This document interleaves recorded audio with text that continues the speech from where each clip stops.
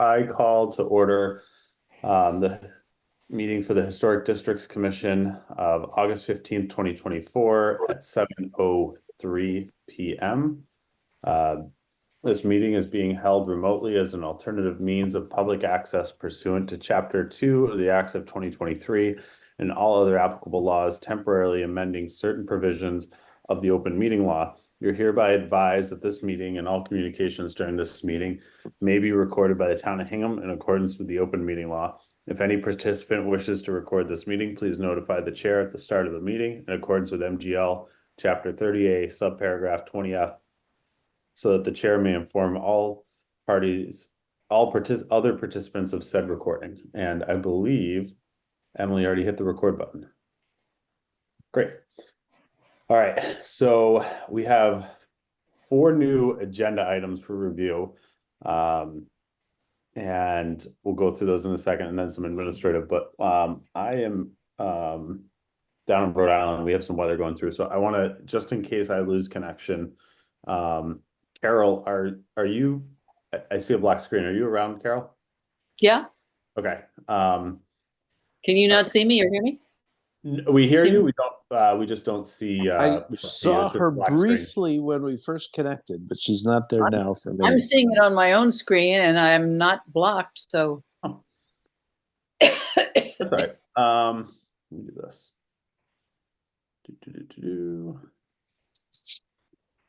So, Carol, might be like if your video is blocked out, that might be the issue. It shows that you are on video, but sometimes you can like push that little lever over your yeah, I'm clicking it again and again, but it's got my video. There we go. There you go. There you go. All right, so Carol is our vice chair. In the absence of myself, if I lose connection, I would like to appoint Carol as chair for the remainder of the meeting. Okay. But don't do that.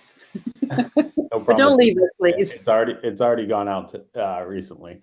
Emily, do we need to do anything else for that, or does that take care of it? Nope, that works. Thank you. So we have 4 new agenda items. Town of Hingham, 339 Main Street, certificate of appropriateness for new window and a brick masonry. The Wilder Charitable and Educational Fund at 666 Main Street for demolition of a garage. Sheila Collins and David Vargo for 36 Spring Street, certificate of appropriateness to construct a single-story addition with a detached 2-car garage at the rear, and then 3 Home Meadows Lane LLC, Kevin and Kate Caulfield, 3 Home Meadows Lane, modification of a certificate of appropriateness that we issued previously, modification of the driveway. So for those agenda items, I would like to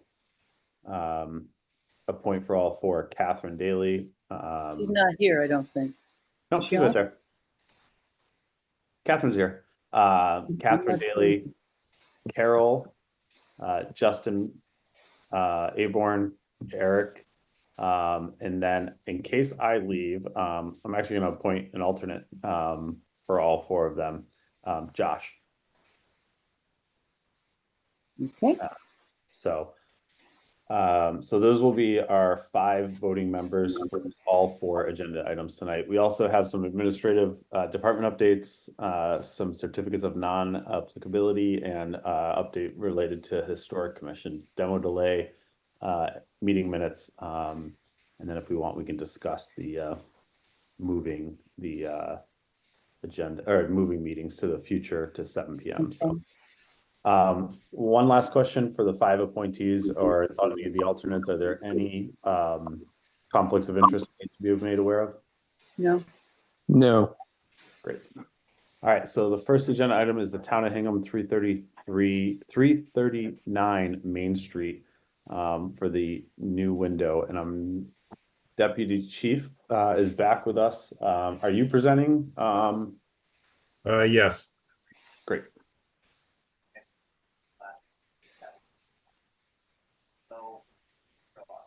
I don't see anything else, but I just thank you for putting me on the agenda. Oh, do you want us to share the materials? I don't have them. I'm Okay, on the one second. screen. I can't see them. 1 second, and I can do that for you. But if you want to start talking about the project, and I'll pull those up. Yeah, this is separate from the project we're currently doing. We're trying to get done the roof. We've been trying to get a window in a couple of offices. One's in the front, this one, and one is in the back. We finally found a contractor that was willing to do it where the cost wasn't going to be outrageous. Currently, the office is occupied, and being on an outside wall, we'd like to have a window in it so you could see who's coming up onto the apparatus ramp or who would be coming to the front door. It's an old picture. So this is the corner. So which, Yeah. help me understand. So you which, got the front door there, and then the window next to it is the foyer window. It'd be on the side wall just to the right of that. so right in here. In that corner. It almost ends up underneath the awning that's proposed that we're going to be doing for the roof work. Okay. It matches the window that is to the left of it. Okay. So we do have, this is the, so generally we know it's going to go here. Yep. Application is for the install new window to office. Window will be south side adjacent to the main entrance. And then we have a window order for a double hung window that is called out as, I'm not familiar, it was Lansing is the manufacturer. But I didn't quite understand what the window was. Let's go, The frame, introducing this. Let's go What's that? upstairs. the frame of the window. Just the overall construction, I couldn't quite tell, and maybe I missed it. I think it's called it out as a fully welded frame. But Yeah, I didn't know if it was wood, aluminum, vinyl. I believe it's probably a aluminum subframe with a vinyl outside coating. Okay, It'll be white, okay, and then the trim will be added on afterwards to match the trim that's currently on the other windows. It's about a 1x5 flat casing with a stop off to the outside with an OG on it to about 7/8 to an inch. remind me, are these windows here on the front, are those wood, and then are these ones wood or vinyl or? All the windows on the upper floor were the original wooden windows. Okay, All the ones that are added down below, I believe, are also wood, okay, but from a different manufacturer. Colby Windows, KOLBE. I do see on this Lansing fully welded. that's so that could be vinyl or aluminum or steel. It could be any of them. They could be calling that out, but my initial feedback is that I do think it's good to get some of the feedback from the commission members, but from a application standpoint, I think it would be good to get just some further information. Even if it's a marked up photo with showing dimensions of where the window is going to go in relation to this elevation, or a hand sketch, or something that can be part of the application just to definitively know where exactly the window is going. A little bit more information. This is kind of like a order sheet. There should be like a product sheet, like a brochure, a little bit more information on this window. But I think some of the commission members will probably have some feedback on the windows. I think those are the two big things that would be good for the package. But I'll open it up to the other commission members. I see Justin up, so if you want to go first. Sure. And I think, I don't know if we view it as part of the package that I think you're asking about, Dan, to be complete, but I noticed that in the meeting notice, the agenda has an image. I'm sorry. Look, there's a a depiction of where the window would land on that brick wall that you've got on the screen right now. But it's in the page 2 of 6 in the meeting agenda, not the application package that we're browsing through now, but I don't have that. yeah, it was. I think Emily mailed that out. It might be in your email, but I think it does show where the proposed window location is. And I see, Just there tell we us. go. There it is, right there. So Ah. but I think that somehow incorporating that into the application to memorialize that as the material would be my first suggestion. But as I look at that, I don't find anything that would be inappropriate about a window in that location. Any other feedback or comment, Justin? That's all I want to say. Okay. Carol? We normally require all wood windows, and especially since the older ones there are all wood, I'd get as close to matching those as possible.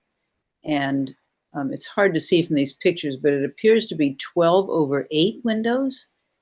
Is that what I'm looking at? 1, 2, 3, 4 times 3. Yeah, but 12/8 probably should match those two that are showing. Yeah, that does. That does match.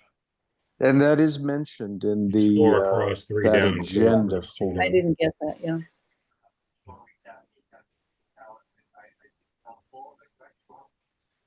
Yeah, it shows. Any other comments, Carol? No, thank you. Okay. Eric?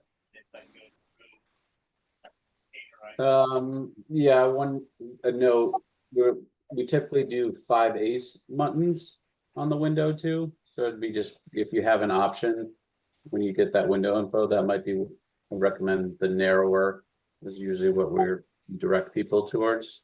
So if there's an option of like 5/8 or 3/4, the 5/8 is usually approved pretty quickly. Mhm. I guess my only comment is like, as far as like an elevation, I probably would have initially proposed to do the larger window size. Yeah. So, yeah, we can't do that. Right. When they did the renovation, there's a lot of conduit inside the wall above what would be the top of the window. We can match the sill height, but we can't go as high as the other window to the right of it. And also the awning will be there. The awning will be over it. Right. Okay, that was gonna be my comment. I didn't know if the window could slide away so it wasn't with the awning, but if it can't. Yeah, it's the same size as the window in the foyer next to the right of the door. Right. So there's also like a timing thing. The window has to go in before the awning goes on due to flashing. Okay, so regardless if it moved away from the awning, there's still issues with the ceiling and conduit height as a result. Okay. Anything else, Eric? You good? Nope, we're good. Josh? Echo Eric's comments. I don't really have any issues with the location or the sizing. I liked the 12/8. That's appropriate. I think that the spec calls out a Harvey window.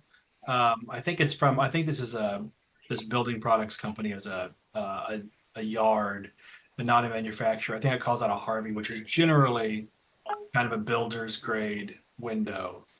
So probably a real wooden window. And Eric said 5/8 mutton. That's generally appropriate unless the existing muntins are a different size, in which case I would suggest to match whatever else is on the wall. It may be a slightly larger mutton, but that's and then wood trim as well, and that's it. Yeah, the exterior trim. Yes. Yeah. Yeah. Any other feedback, Josh? Nope. Generally seems pretty straightforward if we can do those couple things. Catherine? Just want to make sure that the window is placed all the way under the awning if possible and not sort of some, yeah, okay. And then just being as consistent as possible with what exists because we're gonna be up close and personal with it. So matching as best we can on that end. But yeah, I think that makes sense. Marianne? One question. I did at the beginning of the conversation, it didn't seem to me the window was going to be wood. Based on Josh's comments, the window is going to be a wooden window to match the ones that are on the upper floor in the historical side of the building.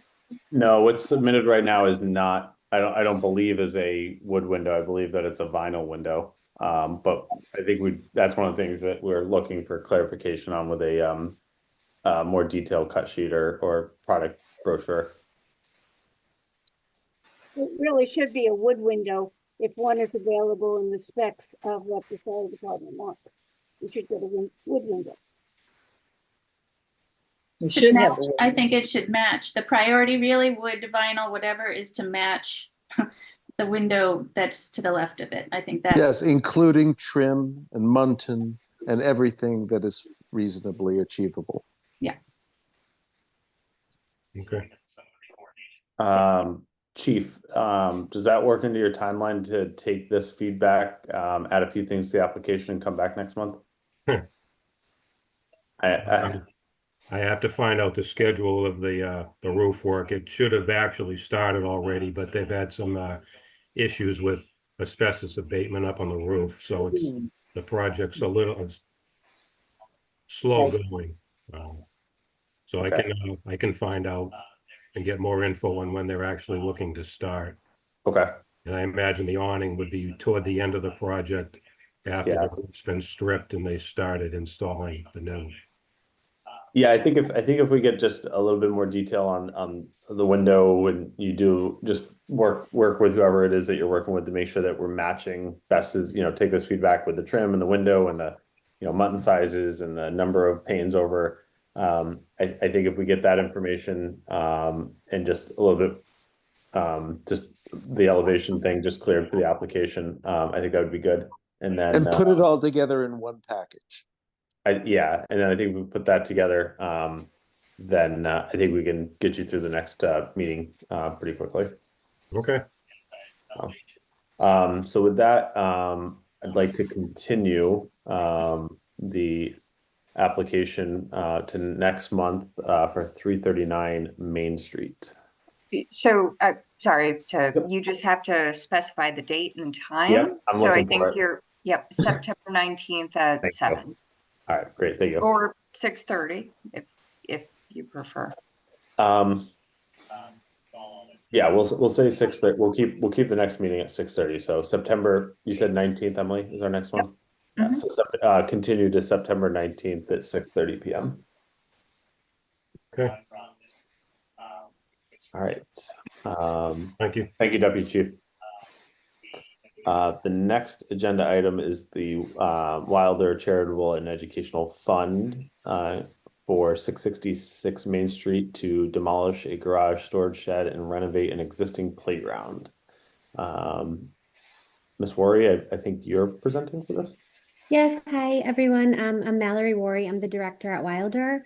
Our contractor could not be here, so I am going to share as best as I can. So I've never been to one of these before, obviously. So do I just start telling you why we want to take down the shed?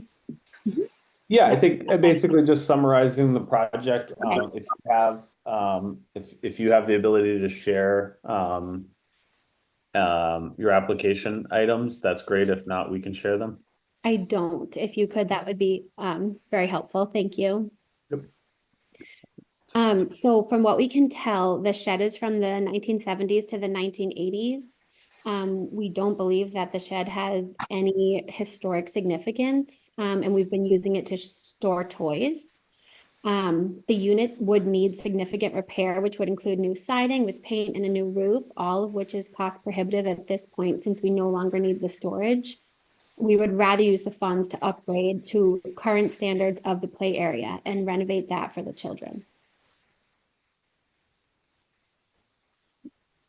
And then this application is actually for that and the playground. Yes.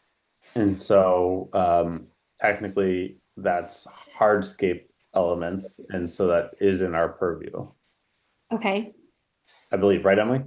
That's the way I Yeah. interpreted it. Yes. So this is the shed. I and oh, from the check. Okay, so you have the letter from that's right, the nursery. There's the shed, and then let me find the other item I wanted to pull up. So, quick question, Emily, just glad you're here. Technically, they're two separate applications, I believe. So are we supposed to go through one, take action on one and then the other? So you have flexibility. They are two separate applications. I think you could package them together if you're comfortable tonight acting on both, and issue one certificate, specifying that both were approved, but they have two different decision deadlines. So you've got more flexibility on the playground application than you do on the garage demolition. Okay. So I think what makes the most sense is just so we'll go through this, I think, one at a time and give you feedback and answer questions on the demo part of it. And then I think it makes sense to do that. And then we can see where that leads and then see if it makes sense to then continue right into the playground and go from there. So that sounds great. Thank you. so Eric, I see you on my screen first. Do you want to ask any questions, provide any feedback? I don't think I have any questions at this time. Josh? I would just say I'm personally familiar with the garage because my son went to Wilder and I've loaded toys. I've cleaned up the playground and put them into it. And I would be supportive of demolishing the garage. Thank you for your help. Putting away the toys. Carol? Just to be clear, no part of that shed is old. It's maybe 1950s or something. It We wasn't built. think this Part of another 1970s or 80s. thing. Okay, so that shouldn't be a problem. And then just out of curiosity, what are you going to put in its place? You don't need a place to put toys? We have a basement at Wilder, but also we were really just storing a few toys. So we found that we'd rather use the space for a bigger playground, more play area. Teachers were just moving sand toys in and out, which can easily be stored under, right near the school. So we thought it was just kind of like a waste of space. Yeah. And it looks like maintenance effort. There's maintenance, and our EEC, when they come out, they do tell us that they want us to paint it. So that's something that has been done before multiple times. It's just not worth it.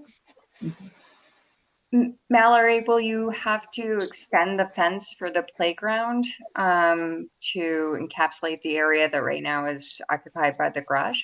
Yes, a great question. So right now, the trustees have a plan to put an easement in to walk through our playground. So that's another piece that would be coming with the playground renovation. But yes, we would need a fence to take over for the time being until we decide what's going to happen with that. And I'm yeah. sorry, is it the easement to benefit the general public or Yeah. the property owner to the rear? The general public. Okay. And that would be to go to the playground as opposed to the land to the rear, or?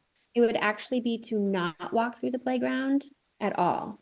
So it would be to just walk back out without going anywhere near our playground, because we don't want anyone on the playground who doesn't go to Wilder. So what's the easement for? I'm confused. Isn't that usually generally allowing people to access a certain strip of land or something to get to a certain location? Or yes, but it would be a fence basically along the fence, so it would be about a walkway. So that would be, and that's another piece that the trustees will deal with down the road. And where is the easement going? It would be on the far right of the playground. But where is it leading to? I guess Oh, out the back. I'm not that familiar with the property. Which is owned, Mallory, I know we've communicated about this in Yeah. the past. I'm sorry, do you recall the owner of the rear parcel? It's basically open space or functioning I don't, as open space.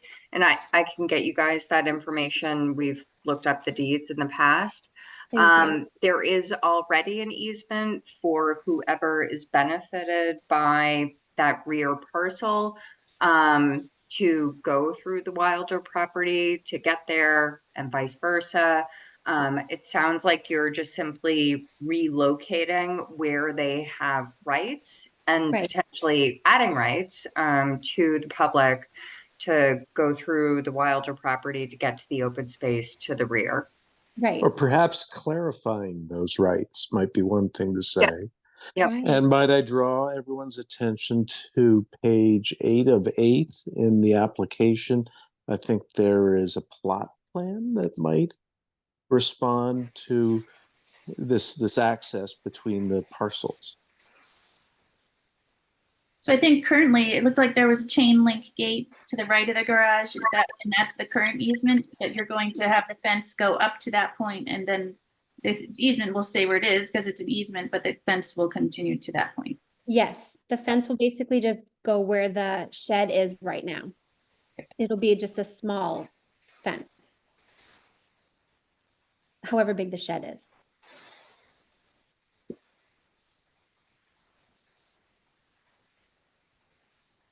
So are we trying to pull up the, Oh, sorry, I thought everybody had it. It's we it's this plot plan right here. got it.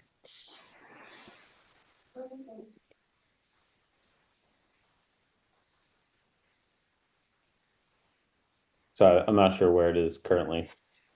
I think it's to the right of the shed.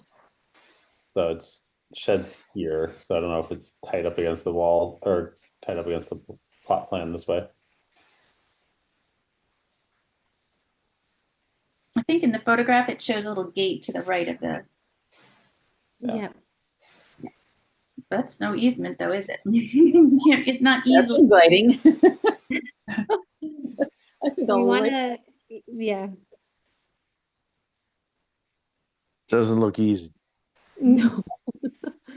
I think to Justin's point, it sounds like the intent is to clarify who has the rights to go where. The easement, from my recall, is pretty broad and simply allows, whoever benefits from the back property to walk through the Wilder property when school's not in session.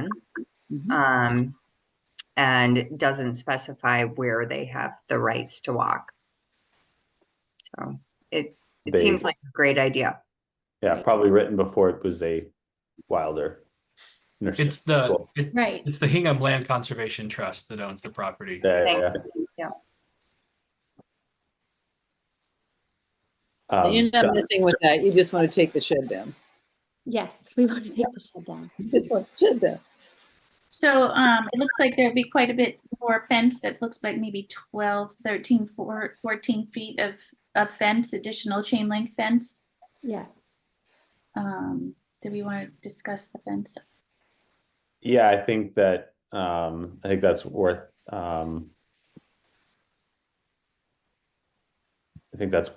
discussing. Is that the second part? Well, it depends. Yeah, I Demolition. didn't see it directly addressed in the playground application. But that was part of my thinking for if we do one and then the other, we have more time. The playground application is an August application, so we could always review that tonight and get feedback on that. So that might make more sense.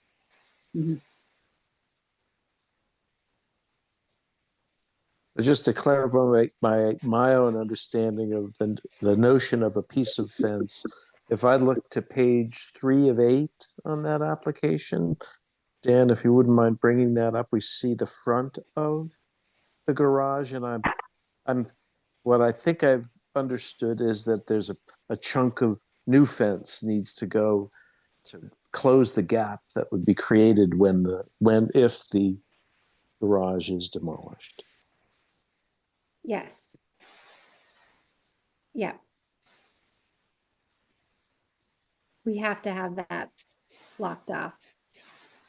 For EEC reasons, we would need to have an enclosed space for the children to play. So I would have to get a fence there. You don't want the kids escaping. No, I do not. The last thing I want. I might just point out, I'm looking on Zoom, and when you're looking down the driveway, sorry, I'm not looking at Zoom, I'm looking at Google Maps, and pardon me. And you don't even see the chain link fence, honestly, maybe you would from the sidewalk, maybe a little closer, but from the road, you certainly don't see. And you do slightly, but it's pretty faint because it's black and it really disappears against the background of the playground.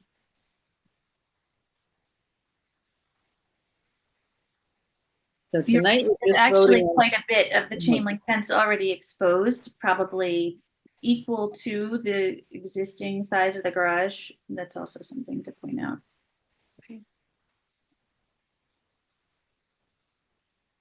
So before us, we're just voting on, does she have the right to demolish the shed, right? Oh, we lost, looks like we lost it. Did Dan poop out? He I did. think he did.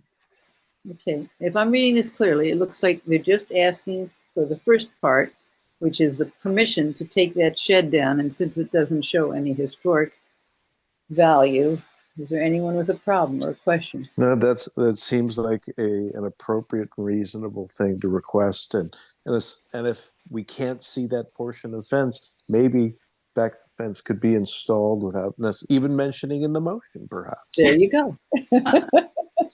Mysteriously appeared last night. Are we ready to take a vote? Justin, you want to make a motion? Yes, I'll make that motion. I'd like to make a motion for the demolition of, let me see if I can get the phrasing. Forgive me for taking myself away. For the demolition of an existing storage shed. And I should say this is, I'd like to make a motion for a certificate of appropriateness for the destruction of, or the demolition of an existing storage shed at the right rear side of the property of the Wilder Charitable and Educational Fund. And where's the address here? 666 Main Street. 666 Main Street. Thank you very much. And we are in which historic district? This is the Wilder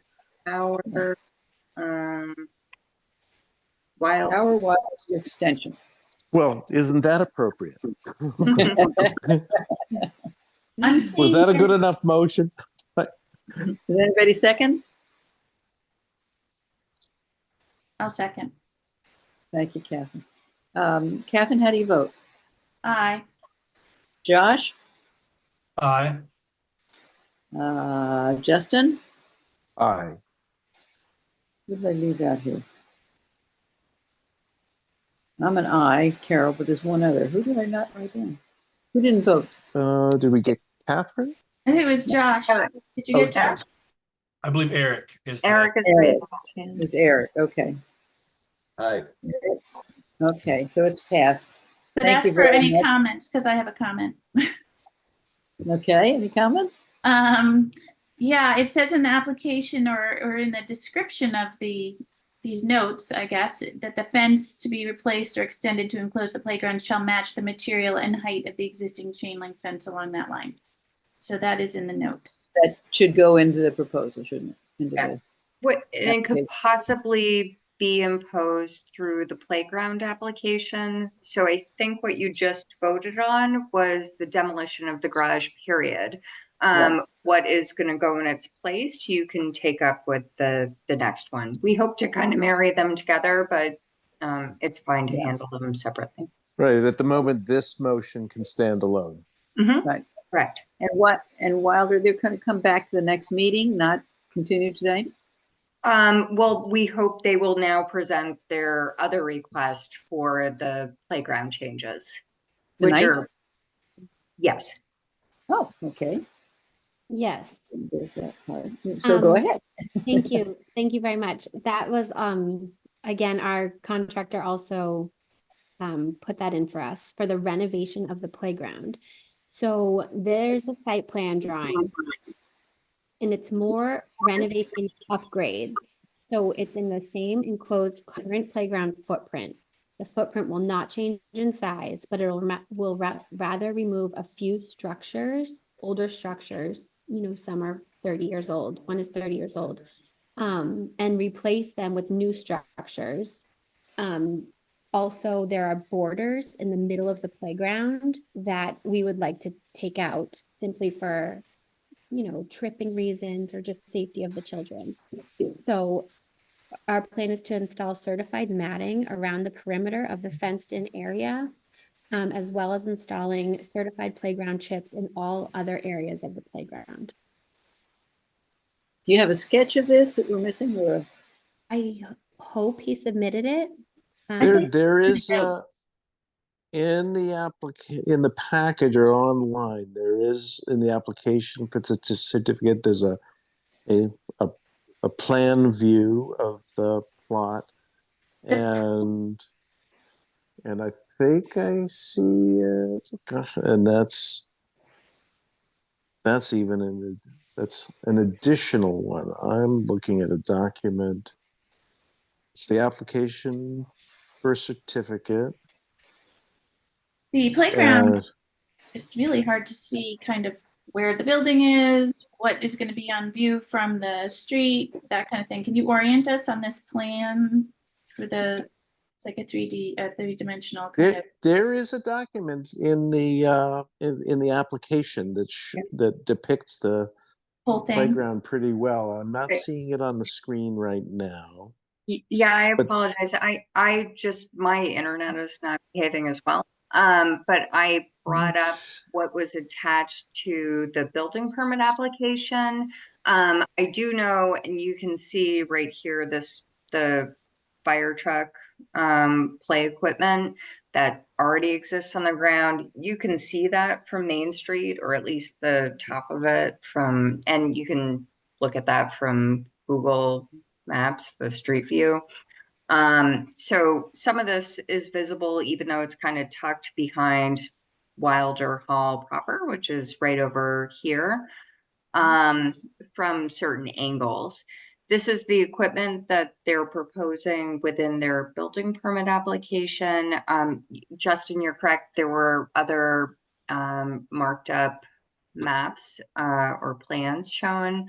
Let me try something. Oops. So the swing set is going to be where the shed is now, where the garage is. Right. It's going to be a little bit bigger also. So it'll be a new swing set. So, yeah. So we don't actually approve play equipment, do we? We're not determining whether it's safe or appropriate or anything else, but what it looks like from the public right of way. And what you're saying is this is pretty much chucked back behind the building. No, I think what the swing set, in my understanding, is that the swing set is where the garage is currently, so it will be visible from the street. Yeah, it's And a straight shot from the Main Street access road. It is, set back approximately 175 feet. These areas are more tucked behind the building, but probably from certain angles also visible from the street. This play structure or playhouse, there are specifications posted on your website and were shared in the meeting notes. It's not terribly high. This one, it exists. You can see it. This is new, but will be even further back from where the garage was. So probably about 250 feet back from Mhm. the access road and not even the traveled way on Main Street. And this new red thing next to the swing, sort of in the center, lower part, what is that? Mallory, do you know what this one is? Can someone share a picture? I can't see a picture, so I don't really know what we're talking about, but if I could see Oh. a picture. Mallory, I think it's where, and it may be the existing equipment, where the school bus is on the playground. So the school bus will stay and the fire truck will stay. Okay. One of them was donated by a family, so we find that, very appropriate to stay. It's in great condition. We're adding, if you can see a piece right now that it's called the Arthur piece, we're basically just putting one in its place. So remove Arthur, put another one right in its place. So Okay. that wouldn't change anything. There's a very small playhouse that will go near a sandbox, very small. And then the sandbox will be a little bit bigger, but will be in the exact same spot. Mhm. So it's not that we're, adding an entire new playground. It's more just upgrading the pieces that we have and keeping them mostly in the same spot. Of course, Yeah. except for the swings, which will be more in place of where the shed is. But it will not be as far as the shed from the street. Because now what I'm hearing, what you guys are talking about from the street.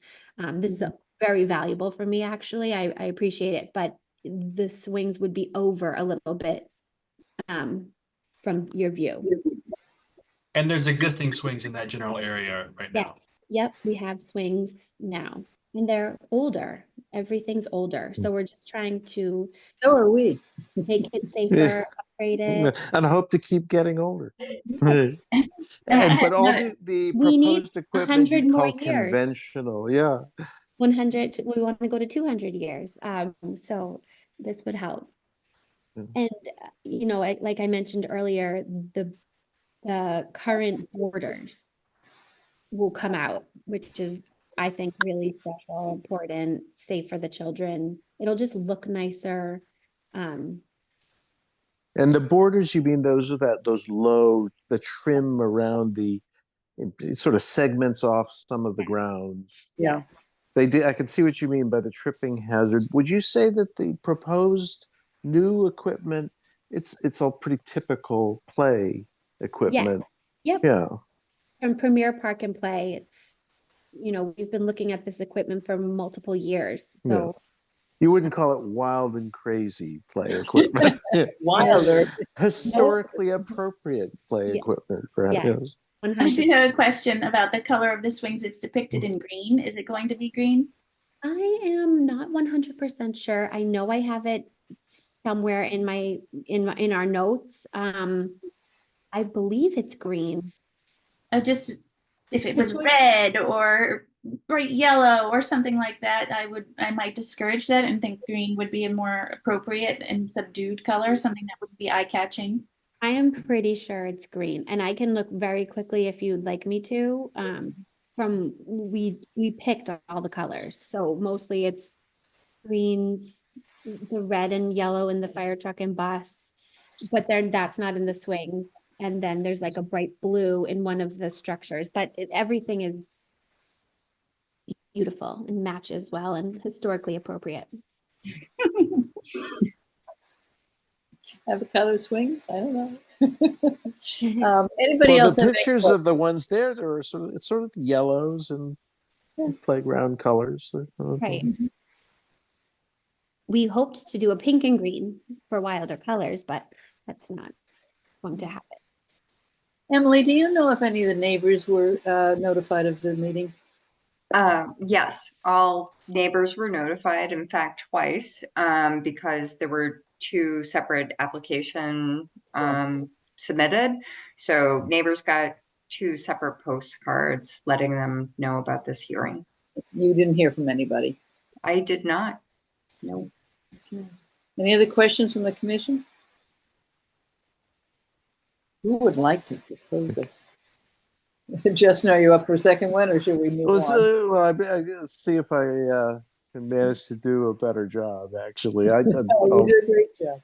Thank you very much. You're very generous.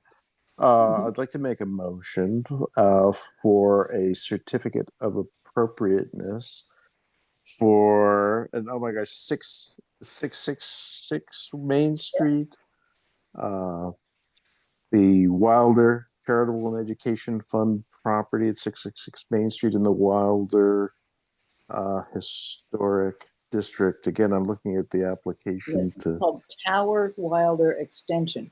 Tower Wilder Extension. Mhm. And I'd like to make a motion for the renovation and upgrade of playground structures with added playground surface mats and certified playground wood chips. Let's see, did we say anything else in our discussion that we should mention? I think so. I think You spoke about fencing. we did speak about the fencing in to replace a piece of chain link fencing that to close a gap for in the place of a demolished storage shed. Right. Good. And Here's second. that is permissible. Sorry, I just want to make sure it's permissible to thank you. be 4 foot high, black vinyl coated chain link. Yeah. Okay. To match existing. Yes, please. To match existing is what I'd love to be able to say in that motion. Yep. Anyone second it? Second. Thank you. Ready for a vote? Let's see. Eric, Aye. Josh, Aye. Catherine, Aye. Justin, Aye. Carol. I'm an aye. So congratulations. You're Thank all you so set. much. I'm so happy. You did a Thank you good so job. much. Thank you so much. I really appreciate it. Come visit when Come it's back done. anytime. Thank you. Okay. Move on to the next one. Sheila Collins and David Vargo. Are they on tonight? Have they joined us? This is David Vargo. I'm on. Oh, there you are. Hello. Margot joining, or Sheila joining us? Yes, she's on also. I don't know why I'm not seeing people. But okay, great. Welcome. And I'm here as well, John Toriaki. I'm the architect. We know you. Thank you for coming. Nice to see you. Who would like to present tonight what you're proposing? I think I'll start off. Okay. I have the homeowners who just introduce themselves, and they can jump in whenever they like. Good. And I'll share my screen and go over the project, and then we'll take questions. Thank you. 36 Spring Street. Yes, 36 Spring Street. Currently, there's an existing 1830s cape with a rear wing. The rear wing is not historic. And then there is a garage, or more like a barn, with a driveway in between the two structures. I'm just going to go through the photographs just to kind of orient you. You've probably driven by this house. Here's the original historic house. This is a view of the rear piece coming off of it. There's a side entrance, sitting room, second story expansion already there. And then across from this structure on the other side is the barn, which has a lower level that's also visible to the street. And there is a non-historic garage door here, which is something we'd like to address as well. Yeah. But the original main house has the original windows and siding in place. And our project is essentially mostly about the rear wing, where we'd like to expand that rear wing and create a one-story addition that will encapsulate this piece. And then the second component of the project is a proposed detached garage behind the barn, which will be on the site plan. It will be right about here. So the same driveway would service that building as well.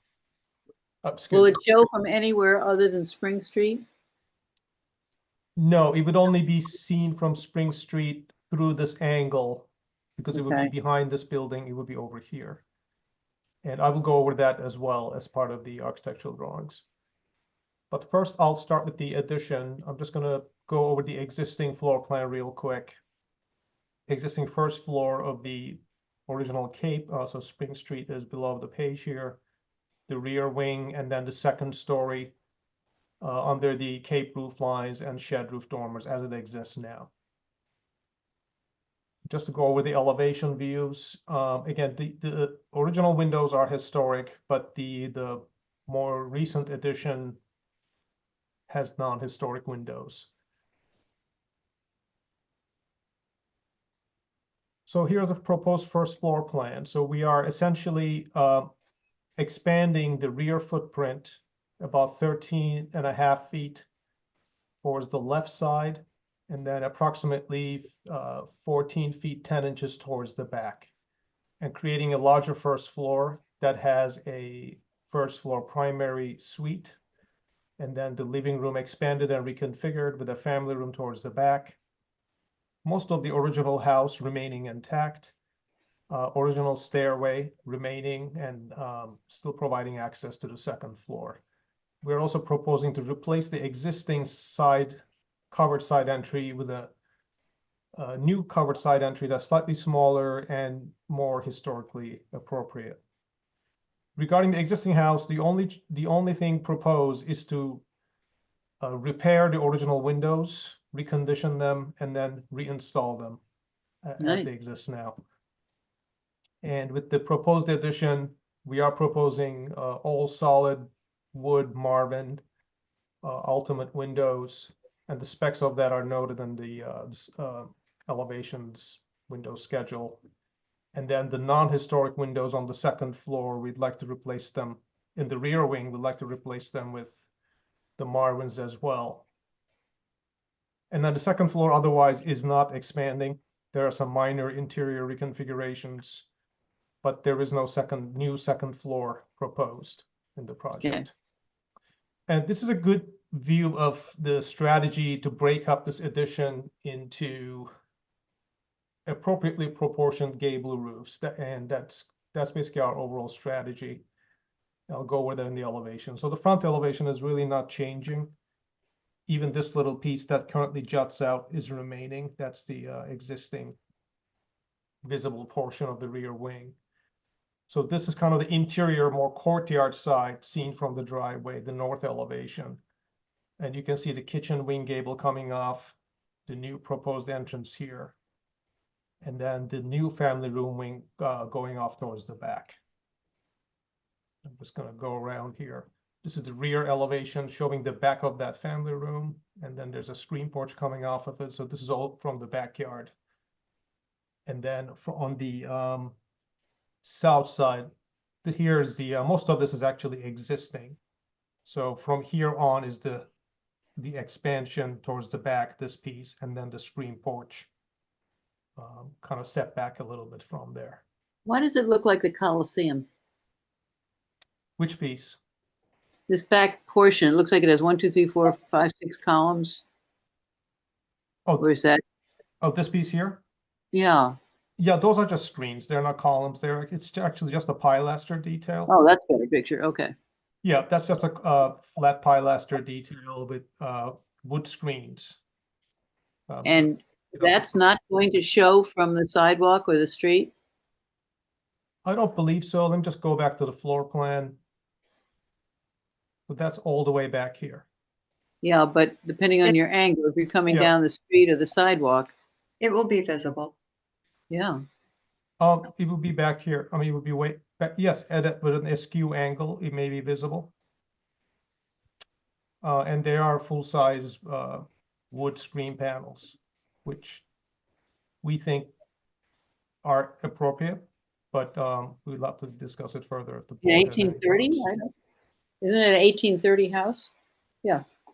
The front house, correct. And that this is the existing piece up to here that was added on, previously expanded. So back here, we are kind of in an in-between territory, but yeah. I don't know why, but my brain is screaming site visit. It's a lot to see and a lot to take on, and we don't have a real view of what this looks like from the neighbors or the street.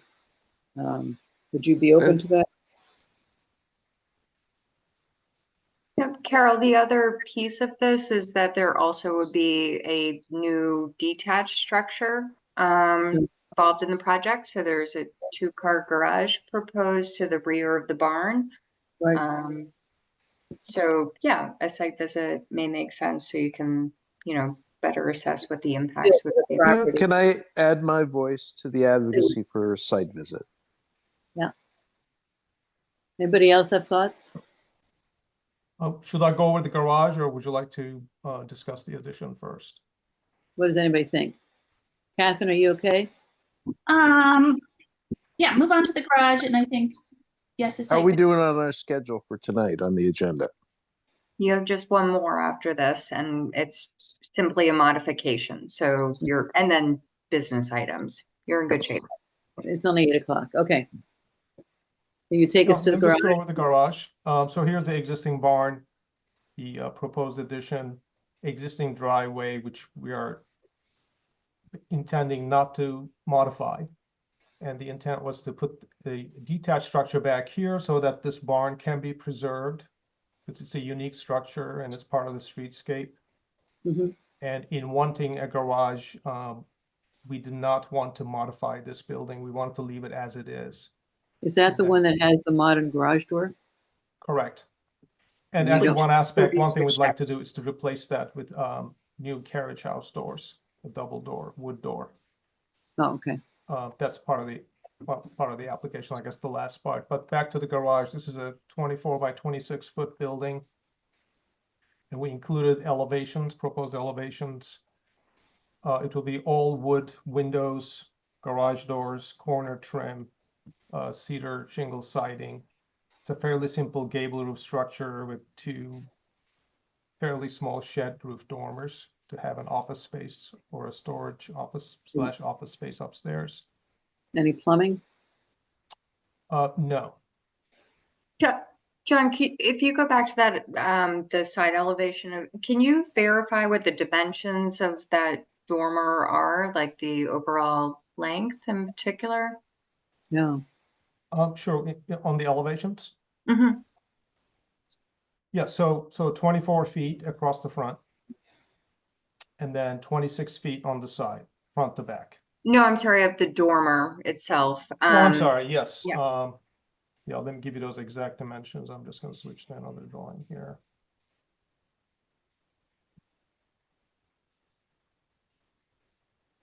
Yeah, so dormer is 18 feet 4 inches in length total. Okay. Just for commission members, your guidelines specify a maximum length of 15 feet for dormers, or 2/3, I believe it is, of that elevation length. So maybe needs to be scaled back unless you don't apply those standards to brand new construction. Again, I'm new. I'm just reading your rules. Yeah.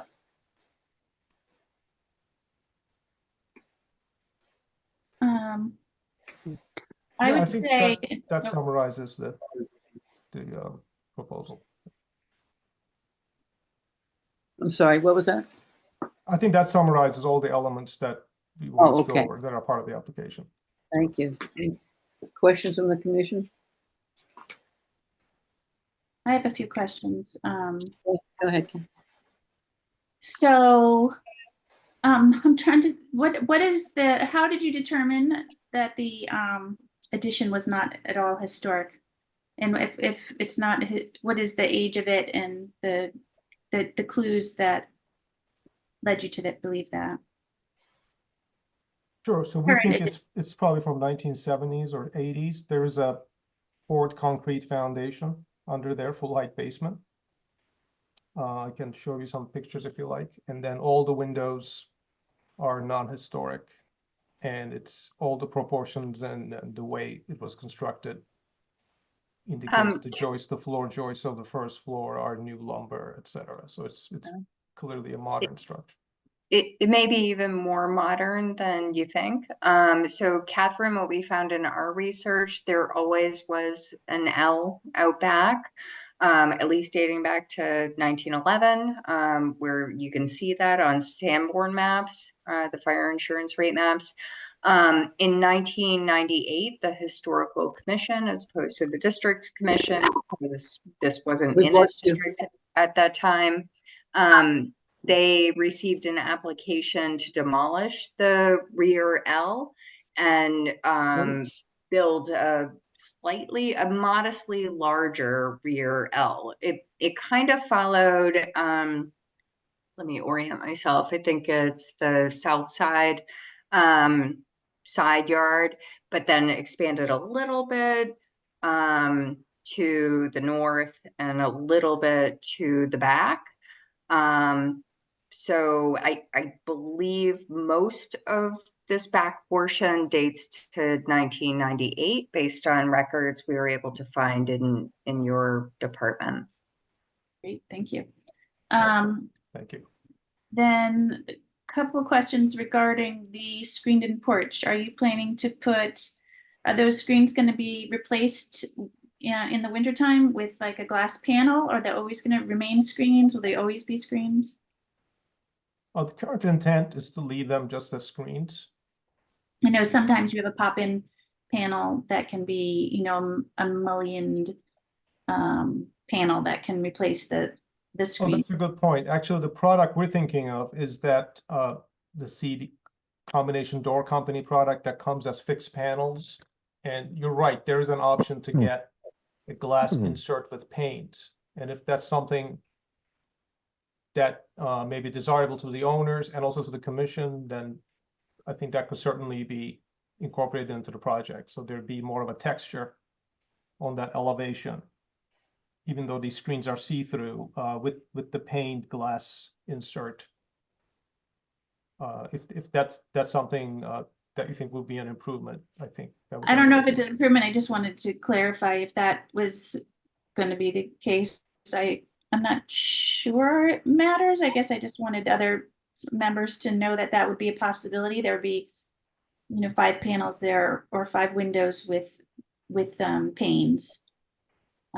So it looked quite different from what it is now. It was in the winter, if that was the homeowners. And they're the size of doors. I mean, They're the they're all size those, no. Yeah.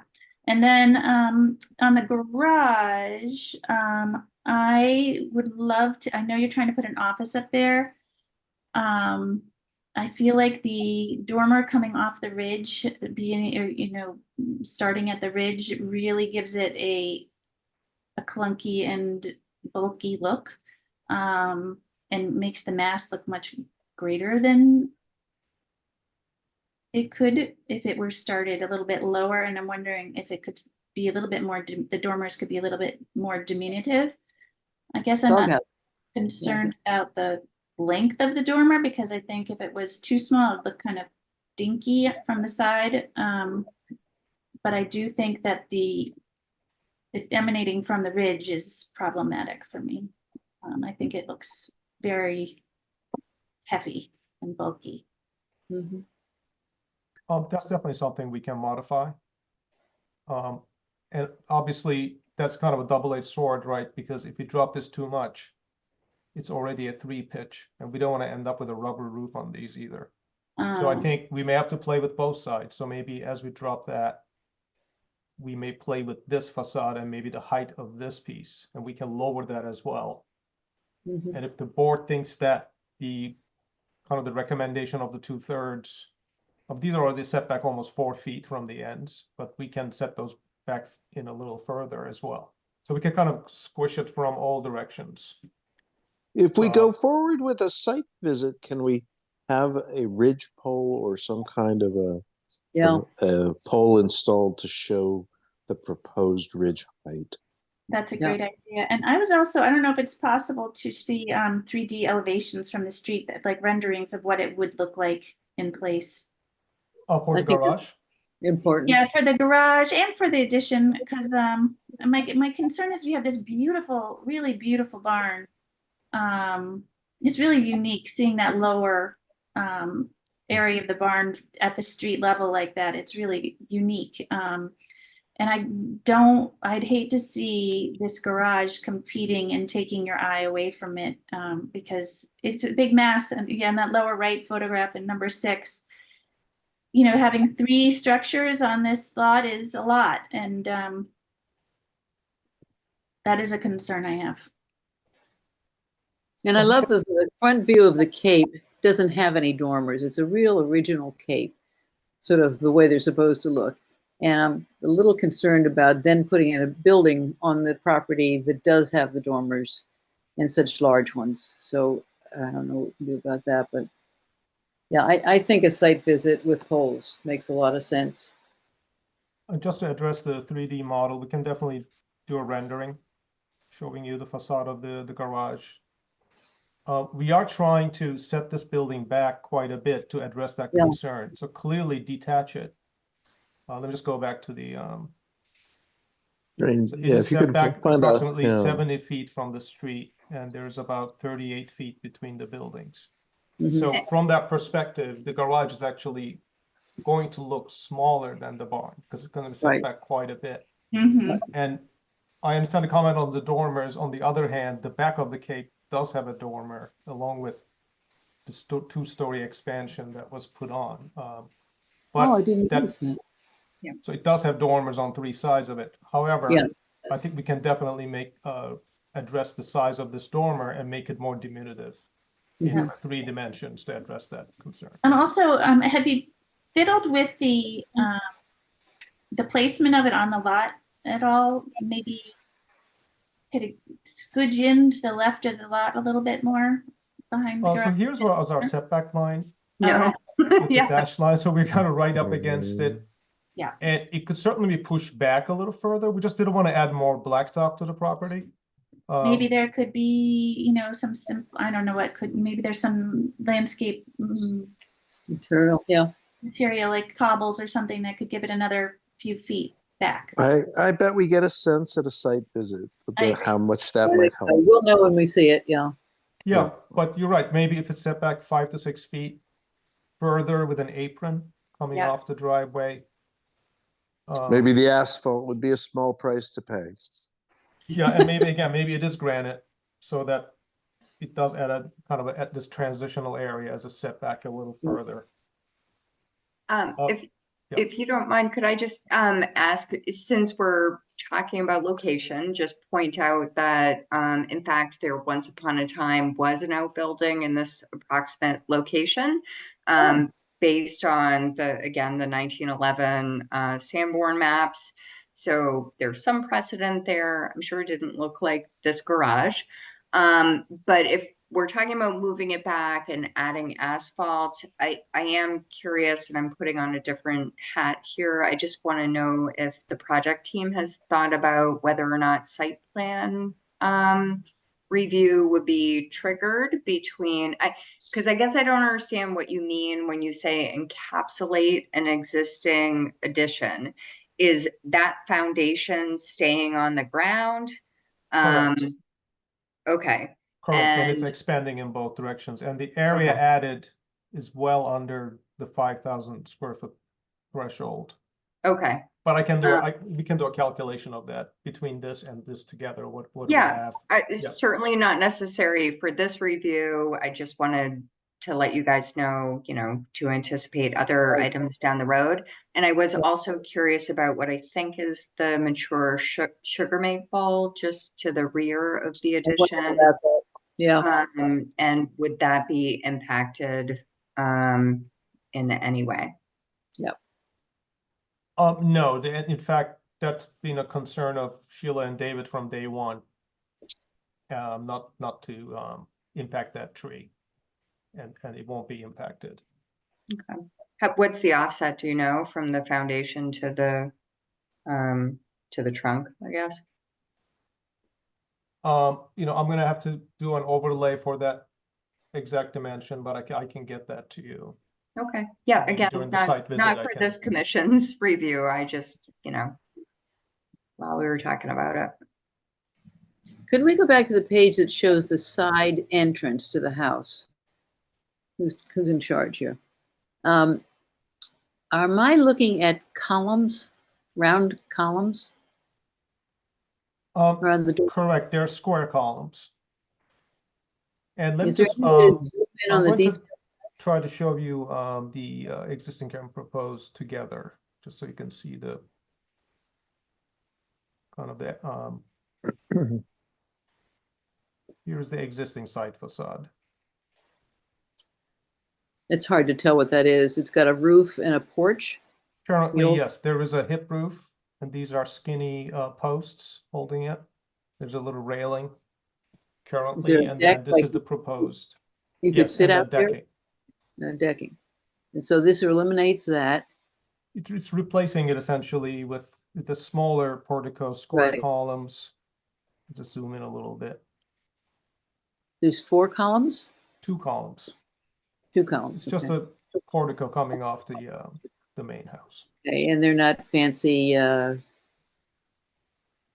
Corinthian or anything. No. It does Oh, protrude out beyond the body of the original historic cape, however, by quite a bit. 6 feet, isn't it? What did it say? Well, Let me just go back to the floor plan. probably 2 feet. I think a little, yeah, approximately, if you measure it horizontally, yeah, about 2.5 feet past this line. Oh, okay. Past the line, but what from the building? 3 something from the building? From the building, it's only 4.5 feet deep. So you could put chairs out there, you could. Not quite big enough to put a chair, but big enough to stand and open the door and be sheltered from the rain and the elements. Have You you like to keep those more simple than the front door, but the front door is really simple. What, Catherine? You do a few different studies on the side door because it is quite pronounced from the front and from the side. It would be nice if that was a little quieter and a little less projecting. Yeah, that's a good point. So the 4.5, so that was basically we're working backwards from this line, which is set back 2 feet from this existing wall, which we thought was important to kind of set it in from the existing cape. And from this as our starting point, the 4.5 feet was really kind of a close to a minimum landing dimension for a portico. I mean, most of them are about 5 or 6 feet deep usually. So 4.5 feet. So that was kind of a compromise. You know, we obviously we can't make it 2 feet because it won't be functional. Right. And we could probably shave off another 6 inches and make it maybe 4 feet. And we could try to simplify its detailing if the board thinks that it's a little too elaborate. I'm thinking maybe a shed. I'm thinking maybe a shed is more appropriate for it. No. Something really simple would feel more, you know, and I think that would reduce the bulk of it from the side. You could do a shed with a couple of little corbels or something. Yeah, so a shed roof coming off this roof. Yeah, with some corbels or some simple brackets, maybe. It does feel a little grand for the side entrance, and it does project out so far. By creating the shed, maybe and the corbels or the brackets, it makes it a little bit more diminished. Yeah. Yeah. It shouldn't be more grand than the front entrance. Right. The front door should be teach us what to do with that side door somehow. Right. This was really driven out of a functionality just to have some cover for the daily entrance. Maybe so. Get the functionality with something a little quieter, a little bit less stately. Yeah, we can definitely study that and show it to you in the next round. And then how about like shutters or anything like that on the back portion of the house? They're trying to keep it simple or gonna add shutters? Correct. So we are not continuing the shutters. So only the original portion of the house. Actually, currently it only has it on the front and kind of the north side and the west side. So we're just leaving that as is. Okay. And not continuing the shutters.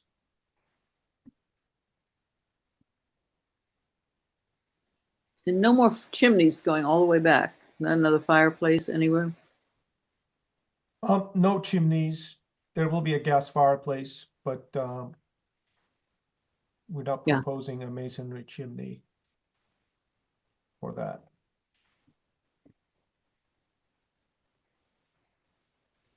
Any other questions, guys? No, just setting the site visit, I think is important. And Lily, do you do that for us, or I don't know what your job is right now, other than Me either. report? Yeah, no, I'm happy to schedule or post and arrange, the scheduling for you. You don't have to decide on the date for a site visit tonight. What you do need to decide on is what continued hearing date and time you'd like to choose. Well, if we can get a site visit in between now and next month's meeting, Yep. we might get on. Right. And I'm happy to talk about schedule tonight, or if you want to take it offline, we can do it that way, whatever is convenient for you. It would be posted, so we just need 48 hours notice to do that. and they need to And get it's the story polls up too. Yep. So they need a little time for that, probably, to organize for that. And Yeah. that's for the garage, correct? The Yeah, that's story for the pole. garage, and maybe just some kind of stake in the ground for the rear of the addition, maybe the back. Yeah. And the back two corners would be great. And usually, is it a single pole for the ridge? Usually Oh, a single pole, and sometimes we even get a little fake ridge, but we'd be happy with a single pole, I think. Okay. I think a single pole. Sure. If it is possible, since the owners are both here, if it's at all possible to schedule the site visit Sure. tonight and the next hearing, it may just be easier for everybody, but it's up to the board, obviously. Well, there's How- Saturday mornings at 9 a.m., so whatever How date s- works for them. How soon do you think you can get the polls up or the stakes in the ground? I'll have to discuss with David and Sheila, hopefully in the next few weeks or a couple of weeks. I know the next hearing is 4 weeks away, is that right? Or Yeah. Yeah. And that's going to be also up to the availability of a contractor, obviously. So the commission, I understand, prefers Saturday site visits. Saturday at 9. Yeah. Yep. So the Saturday before your next meeting would be the 14th of September. Anybody have trouble with that? That's fine with me. That's Mark Culling's birthday. Oh, that'd be appropriate. You'd like that. I can't be there, but you guys will have it well in hand. Well, we can switch it. Nope, that's all right. I'm away. Always. So I think it would be You hard to fit in me. Don't do Saturday morning. I could do the 7th if that makes any difference for you guys. Anybody doing the 7th have a problem? 7th is fine with me. Me too. Yeah. And Eric? John, do you think that's enough time? I believe so. And if there's at all a problem, we'll contact you right away. Okay. And when is the next board commission meeting then? September 19th. 19th, okay.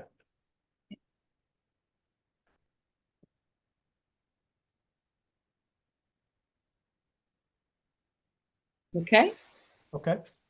Great. Thank you for being so understanding, and we'll see you at the house on the 7th unless we hear from you. Okay. And Okay. and just to continue it, you have to continue it to September 19th at 7 p.m. By roll call vote. Oh, Sorry, it's because we're remote. Was it 7 or 6:30? Oh, or whichever time. Okay. Well, let's say 6:30 until we've changed our. no, yeah. I think we were saying 6, Dan, earlier. I thought I recall, if I'm remembering, said 6:30 until we decide otherwise. Yeah. Right. Okay, we have to vote to move him put him on the next meeting? I've never heard of that. Okay, So someone can make a motion to do that, and somebody seconds, and then we do the roll call. okay. Anyone I'm volunteering? a noob. I don't know how to do that, but make a Oh, motion dear. to issue a continuance for this meeting till October 19th. September 19th Sorry, September at 6:30. at 6. At 6:30. Oh, I did it. Thank you, Emily. I second it. Let's go right through the roll. Josh, Aye. Eric, Aye. Catherine, Aye. Justin, Aye. Carol's and I.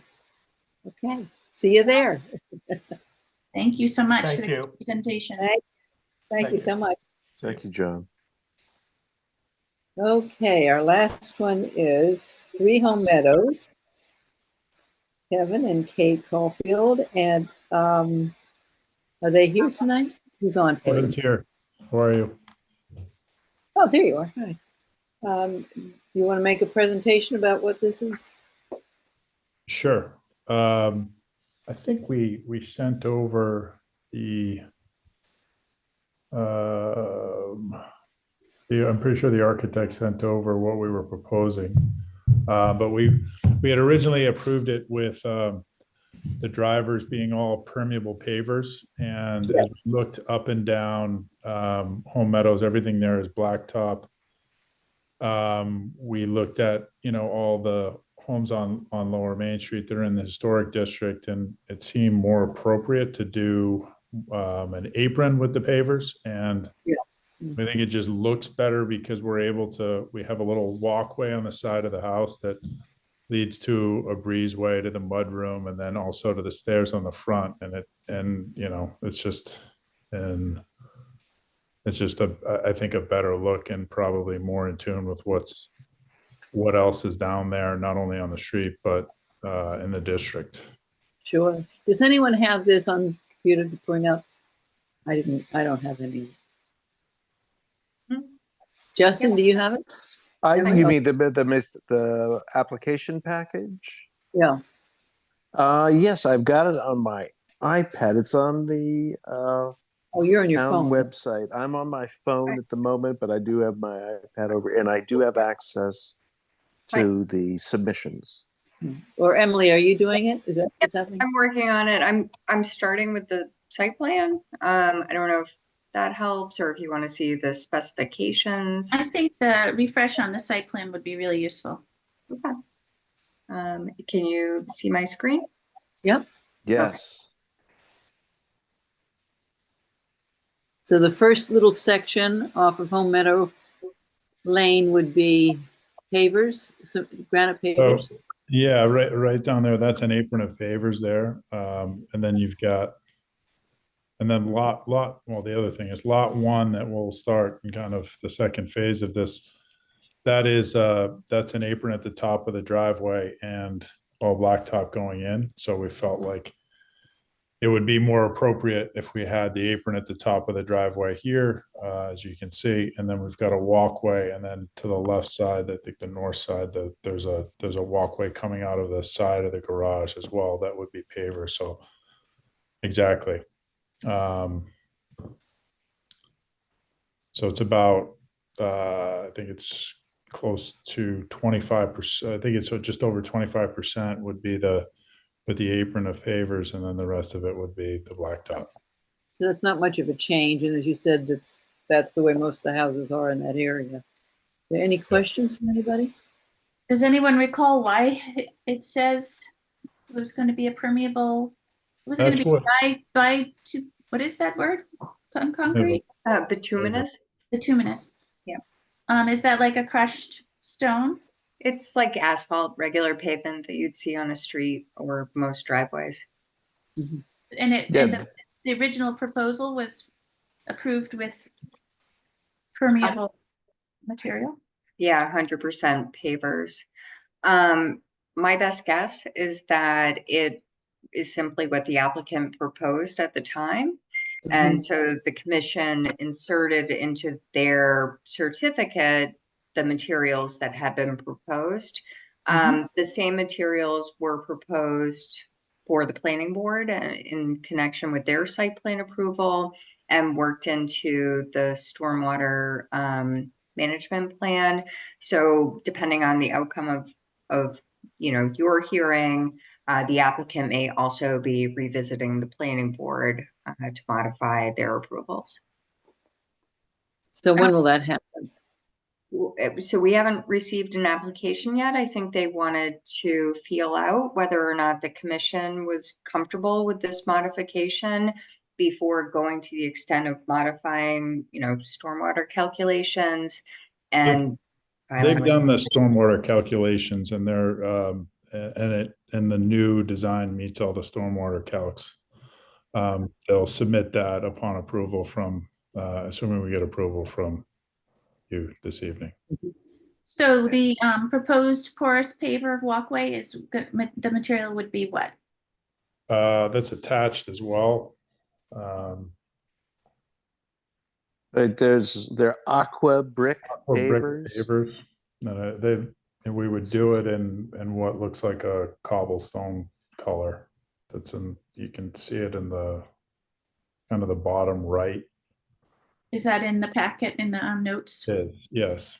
And do we specify herringbone versus, what is that, a running pattern they call that?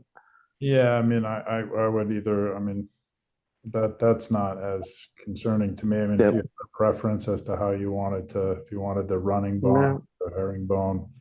Do we usually approve aqua brick? I don't think we've ever approved aqua brick in any project ever. I don't know what it is.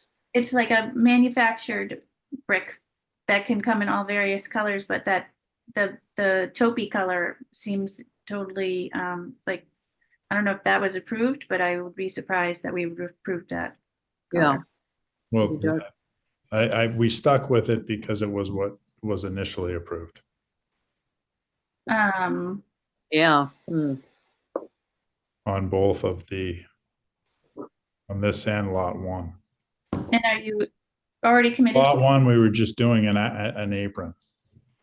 Are you committed to that color? To the color? Yeah.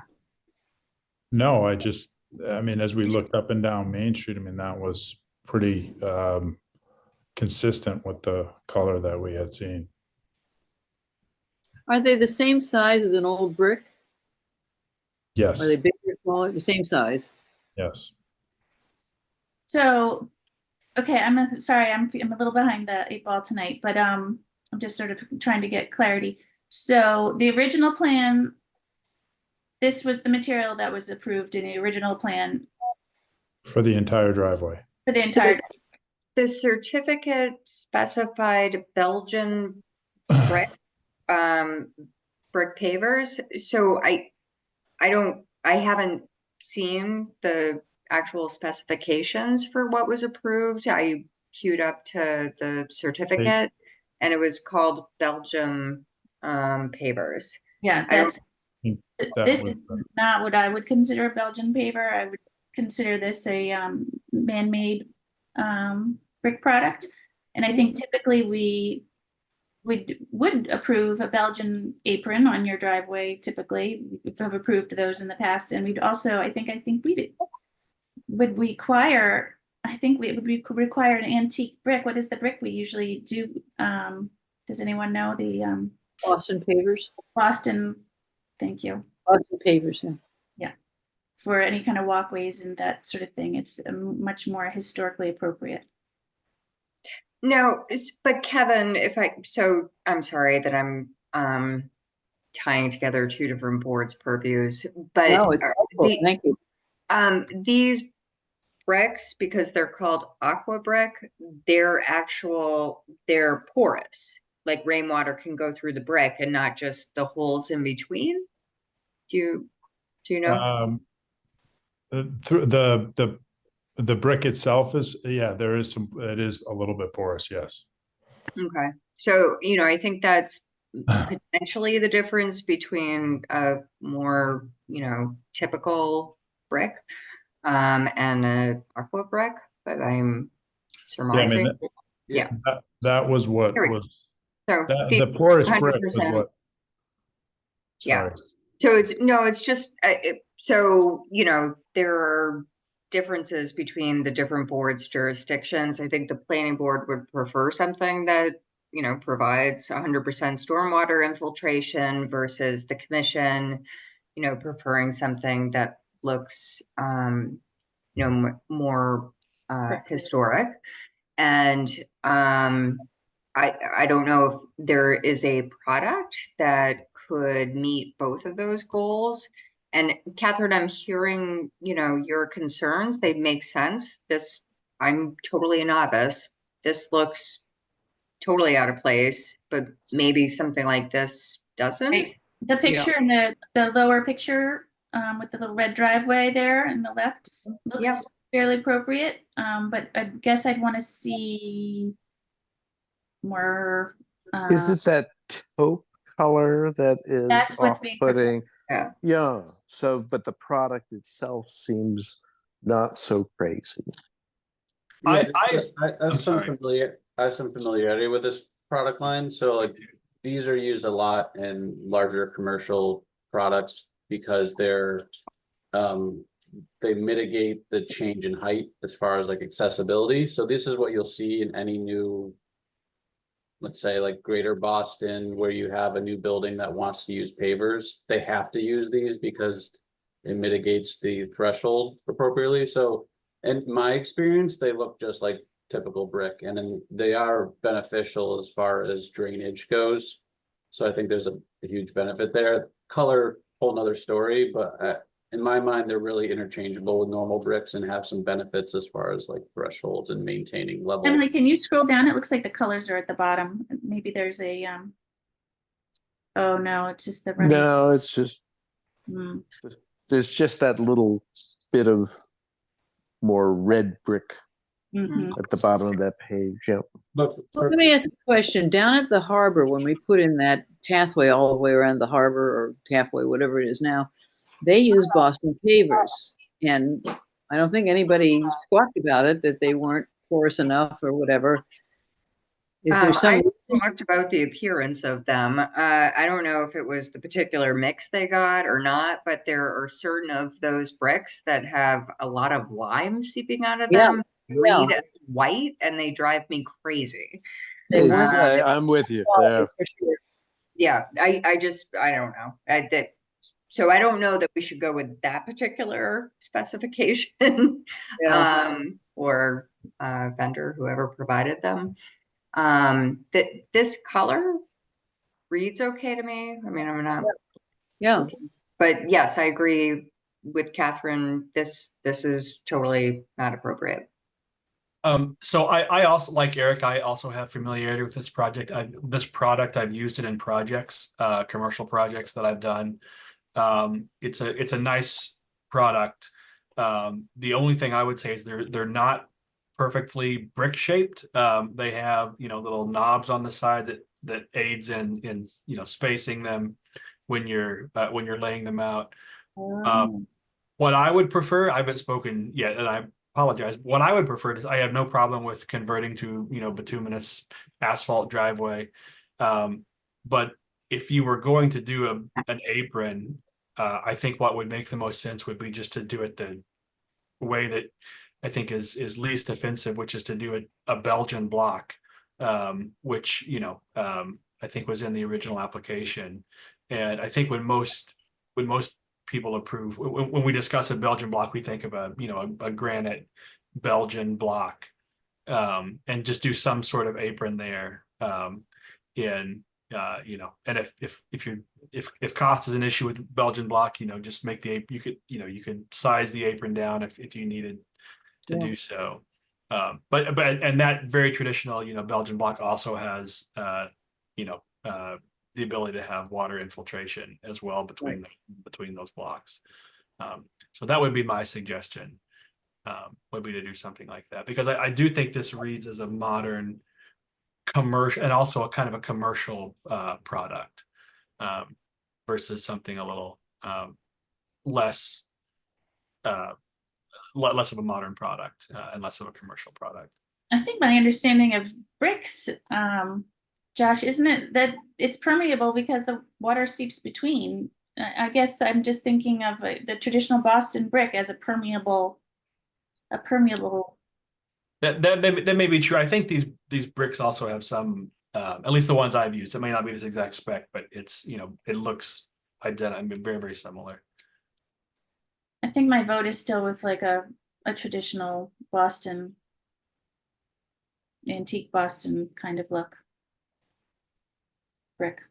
Aren't all the other driveways on Home Meadows blacktop They are. asphalt? Yeah. I don't have a problem with the asphalt and the Belgian block granite apron. Yeah. But Yeah. I think the walkway, to keep it from looking really contemporary, and we've already, had a lot of leeway on this house, letting it turn and shift, and in my mind, it's lost a lot of its original charm and historic value, honestly. So We shifted the house on your recommendation. I think that was, it wasn't a recommendation. I think it was a request. That was, Yeah, it was your request. It was not our request. It was really expensive to shift the house. oh no, I don't think we requested to shift the We house. didn't request the shift, no. No, It was more to have it more proud to Home Meadows. That was the request. no, that wasn't us. That was in the applicant, the application, We would have left it just the way it was. I'm almost positive. I'm trying to get what the look at the original, but Well, is that, I mean, so that's The not driveway, in front of us right now, right? So I don't know if I don't know if that's derailing us.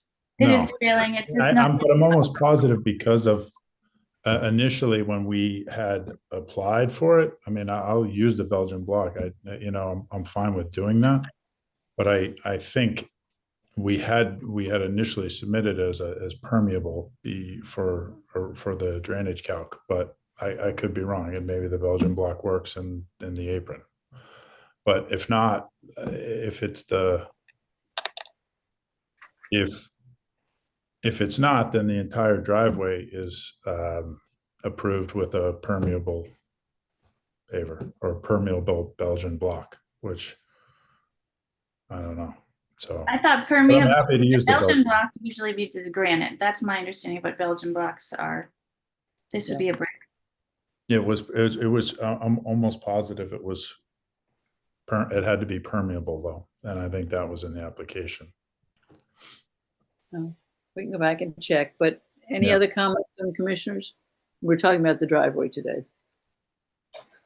I have one comment about Belgian blocks and granite aprons and stuff.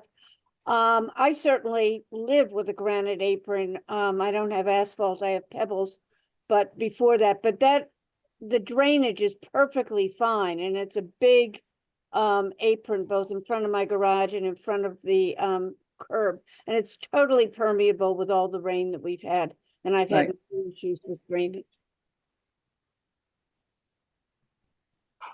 So where does this leave us on the, are we gonna approve the aqua brick paver, or are we gonna ask for a Boston, what is it called? Carol? I Boston? haven't heard anybody say that they're for the aqua brick. I don't think it looks appropriate. And who else did I hear that from? I wouldn't use the aqua brick unless we found that is it called a City Hall paver? The Boston brick, wasn't that called a City Hall brick or something? Yeah, City Hall paver, I think it is. City Hall paver, and I would say use that unless the drainage calculations become a challenge.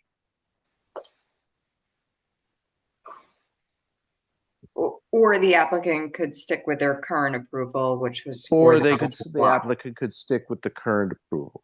Yes. But I think if we stick with the current approval, it's permeable throughout the entire driveway. But that was approved. If that was approved, that was approved. That was approved by the planning board that reviewed the stormwater management plan. And I think the reason that we had to do that was because it was permeable for the drainage calc. And so if we don't, then, then the entire driveway ends up in that, the aqua brick, I would think. There is another alternative. I don't know if you're familiar with the Benjamin Lincoln House. They did a really beautiful driveway there that is water permeable. I can't remember what it's called, like a crushed stone treatment. That is pretty. It's looks beautiful and very permeable. So that could work into your stormwater. I'm not really familiar with the stormwater calculations and all that at all. Sure. So I'm just. Yeah, I mean, look, I'll bring them the Belgian block if that's what you're willing to approve, and if we can't, we'll just stick with what we have originally done, and we'll put the permeable pavers throughout the entire driveway. I request it to be red versus the tan color, which was really. I think the tan was what was improved. What was approved, because that was what was in all the original renderings that were submitted. But what was approved was called Belgium block. I don't think it was aqua brick. Based but on it was a permeable. I think I'll look at it, but it was just whatever by it this was. commission. It was. Yeah. They pulled this from what was originally submitted. The engineer did. Okay, we're happy to talk to Crocker Design and figure that out on behalf of the planning board. But I think what you're hearing from the commission is that, they approved Belgium block and are not satisfied that the aqua brick would work. Right. And I guess we'll stick with if I'm just hoping that I'm fine with using the Belgian block. I just don't know if it works with the calc on the drainage. I'm hoping that it does. And if it doesn't, I guess we'll stick with what was originally approved. Comments on the commission? I'm feeling a little muddled on all this and how to proceed because Yeah, it's not clear to me what's happening. To the extent that this was a modification, we didn't actually notice it. So I don't think you have a hearing open that you need to continue. It sounds like the applicant needs to go back to their engineers and designers and figure out what can satisfy, all of the permitting boards and then return if need be. Good. Thank you, Emily. Does that mean we're good with the Belgian block? That was already approved by this commission. Okay, thank you. So we don't need to vote again. Well, the previous approval would have expired, I think, 6 months from the date of issue, which was in July, I think, of 2021, correct? Perhaps. I think that's something we should talk about during the business portion of the meeting. I'm going to assume it's been extended. Okay. Okay. Oh, and but the apron and the walkway, if we do them in Belgian block, that's fine. Is that what I'm understanding? I think that I think there's a little confusion on the terminology. So Belgian block is like a granite cobblestone. Yes. And then so it's a little different from what you just said. So it's as long as we're all on the same page with what was approved and what you're How thinking. about bringing one before us? Just show it to us. What's that? What about a sample one? If we're using different terms or we're confused at what it looked like, I know, I understand what you're saying. go out in the yard and get one, but I understand. I'm sure the engineers will understand what it is. So you want to come back to us? This area is particularly wet, and so there needed to be a stormwater calculation, and the Belgian blocks fit that. Well, so stormwater calculation is required for any project that disturbs a certain amount of land area. This project hit that threshold. And what was proposed to the planning board worked, and that's what they approved. So, it wasn't because it was particularly wet. It's just kind of routine. Routine. Thank you. So I think what's already been approved was a Belgian block driveway. I was reviewing the last approval. And so if you wanted us to consider tonight, a replacement of a portion of the previously approved of the driveway with asphalt, with bituminous asphalt instead of Belgian block, I mean, I think we could probably consider that, Yeah. if you would like us to consider that. Yeah, that would be great. So Belgian block in the areas that we proposed on the walkway and the apron. Do I hear a proposal?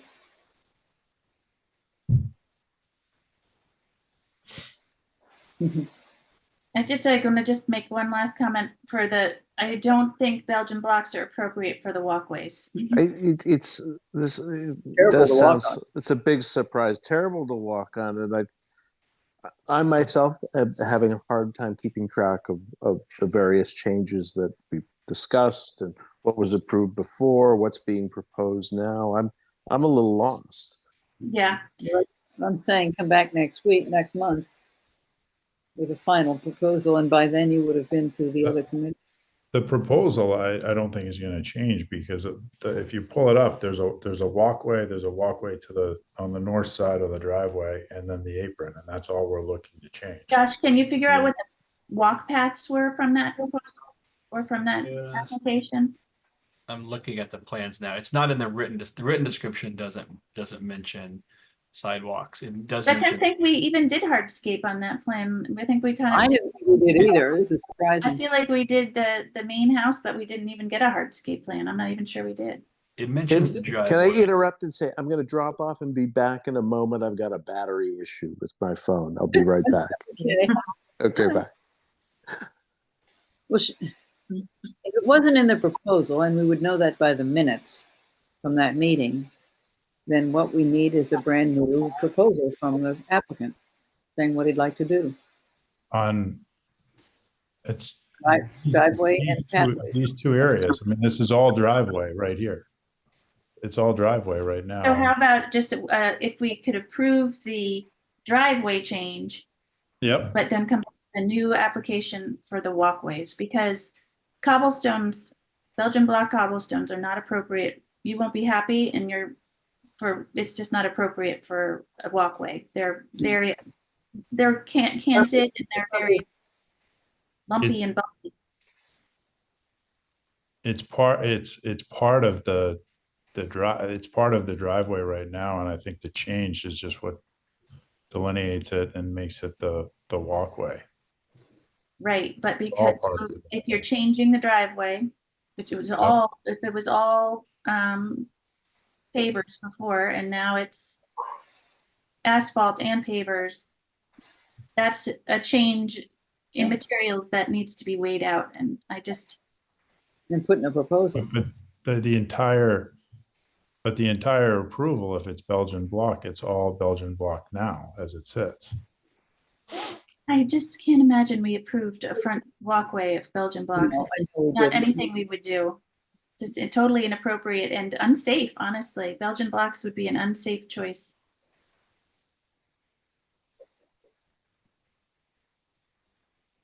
So I'm happy to,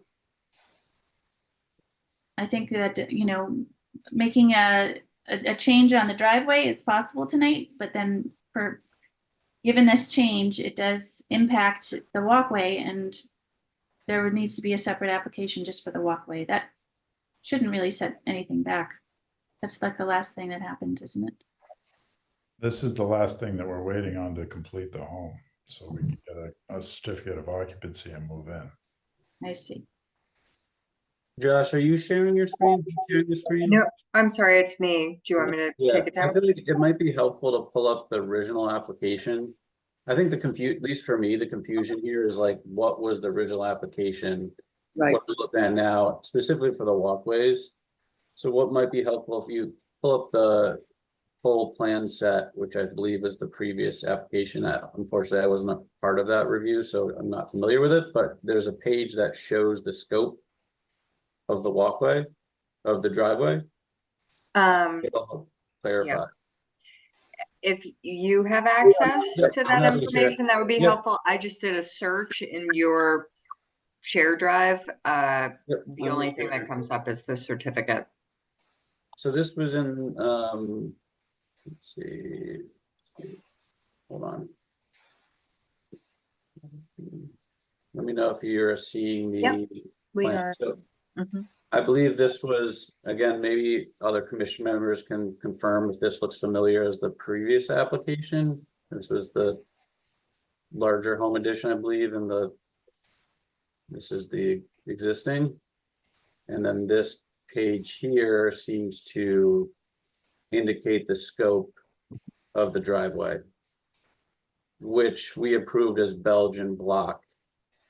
And the zone which they're proposing, they're calling it, let's say, calling it a walkway, is here. As well as kind of like this, I believe. The front steps? Yeah, it's kind of this zone is what they're proposing to keep, you know, and the apron, wherever the apron is, somewhere over here. And then this being asphalt. So it is a walkway in concept, right? Like if we approved this whole thing as Belgian block, we probably thought of it as like a full driveway. And then in the latest submission, this section, which I put in red, that's what they want to keep, and this little piece here. You can probably put those side by side if helpful. So I agree, like Belgian block is not the greatest for a traditional walking path. But if this is more just a driveway that they're just kind of, I don't know, bring a threshold on, I'm a little bit more comfortable with it. Like if this is just a door entry to the house and they just want to dress up the area here versus having asphalt, I'm a little more comfortable with it, but if that helps clarity for decisions, by all means, but if everyone's still uncomfortable with what we're approving, I completely understand, because I was confused as well. But That's really helpful. Kevin, I don't know, is that correct, what I'm indicating, Kevin? No, that is correct. That's really helpful. Thank you, Eric. Mhm. Well, All that we were trying to do was make it more consistent with what's down in the historic district and also what's on the street. And I just want, and this is the last thing that we've got. I mean, the rest of the house is finished. We're trying to get it finished so we can get occupancy and get in and get my family in there. yeah, I totally understand it. We're trying to work with you. We're just, there was some confusion. It's been a long time since we approved this. Yep. For instance, I didn't realize you had a turnabout off of the driveway. I don't recall that for some reason. So I mean, Just describe the materials that are in the. We could eliminate the turnabout. I can speak for myself, I guess, if that helps at least. Like, so this is what was approved, so I don't feel, I'm not going to comment on your driveway layout footprint. You're asking if we can change what this was all Belgian block. Mhm. And we're in agreement, the aqua brick is not, that's a new product that we're all uncomfortable with. So if this stays Belgian block, I'm perfectly content with that. I'm fine with these being Belgian block. I think a lot of commission members are just trying to say like, it's not a great walking surface, more for like. Because you don't wear high heels, that's why. Yeah, but if you, in my mind, if you want to keep this Belgian block, I am okay with it. I mean, I think aesthetically it would look fine. It's not the greatest walking surface, so if this is a high path area, it might be just something you want to consider, but that's my comments. Everybody else comfortable with that?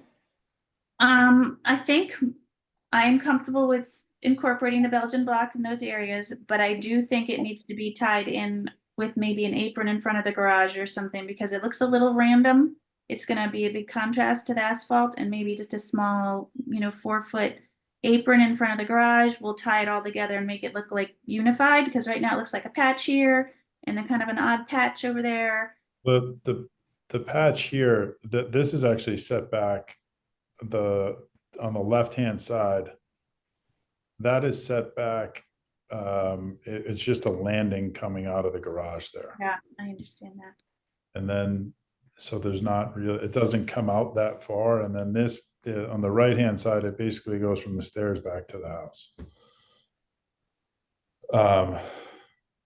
Okay, So, do you think it, The difference between the two pictures you just showed, the sketch and then this one, is there's no turnabout. And that's getting over towards your neighbor's property, which I know is yours. I don't know how that got put in there. the turnabout, we can eliminate. Yeah, I think that's really inappropriate. So close to the next property. Sure. I'm fine with Okay, eliminating the turnabout. a minute. It's Home Meadows. It's not Main Street. It's just quiet. But this is, I don't think that's, I mean, that's not part of the submission. I don't, correct me if I'm wrong. I don't know, Carol or Emily, if we can even go back. Well, it's just something we don't allow normally anywhere. So especially Well, in front of a that house. has not been approved, whatever the approved plans at the moment. Right. I think this, yeah, I think this, the colored plan was what was part of the package, but I can't speak to if it was approved at that time or not. Right. Right. okay, does anyone want to issue a certificate? How about you, Catherine? I think you get it. Yeah. Question for you, Catherine. Are you comfortable with the, we'll call it the threshold I put in blue, being there or not being there? Is that a condition or? It's not a condition for me. I just think it looks a little bit more cohesive. But I think the homeowner is not open to that, so that's fine. It's, if anyone else, does anyone else agree with me on that? I don't care the other, to be honest. Yeah, I don't have a strong, I think it could be nice. It's a nice addition, but it's not a game changer for me one way or the other. Okay, so let me get my bearings here. I'd like to issue a certificate of appropriateness for 3 Home Meadows. 36. Isn't it 3? 3, yeah. 3. Oh, Three. it's 3. This is a misprint. So to modify the driveway with a 10-foot porous paver apron as seen on the plan. Well, sorry, Belgian I block? just, yeah, with Belgian block, so not porous paver. That was what they were proposing. Yeah, with Belgian block on the Pear Tree Hill district, and to have Belgian blocks in front of the garage door, person door, and through the mud, I guess it's like a little mudroom side entrance to the stairs, leading up to the front door. And then the actual modification is that the remainder of the driveway, everything you didn't specify would be allowed to be asphalt. Thank you. And the rest of the driveway will be allowed to be asphalt. Yep. Thank you. Second? I'll second that. Thank you. Catherine, you vote. Aye. Josh? Aye. Eric? Hi. Justin? Aye. Carol's an aye. Thank you. Thank you. Good night. Thank you all.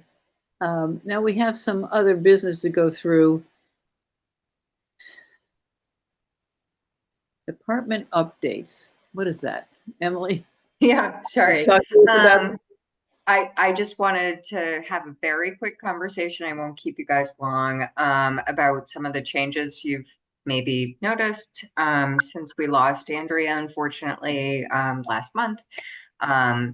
But some things off the bat that all of these changes are intended to make some internal efficiencies and or standardize the way this commission operates with how other permitting boards operate. So one of those that you probably don't see and didn't realize behind the scenes was happening is that public notices were going out with, actual envelopes, a piece of paper stuffed in an envelope, sent out in the mail to neighbors. We've changed that to the way other boards have been doing things for a while. They're now going out as postcards. It saves a little bit of time. So somebody's not stuffing an envelope, but also saves a little bit of money because postcards are cheaper to mail. So we're just trying to protect your budget a little bit, and using the planning department's postcards. So, you haven't even purchased them yet.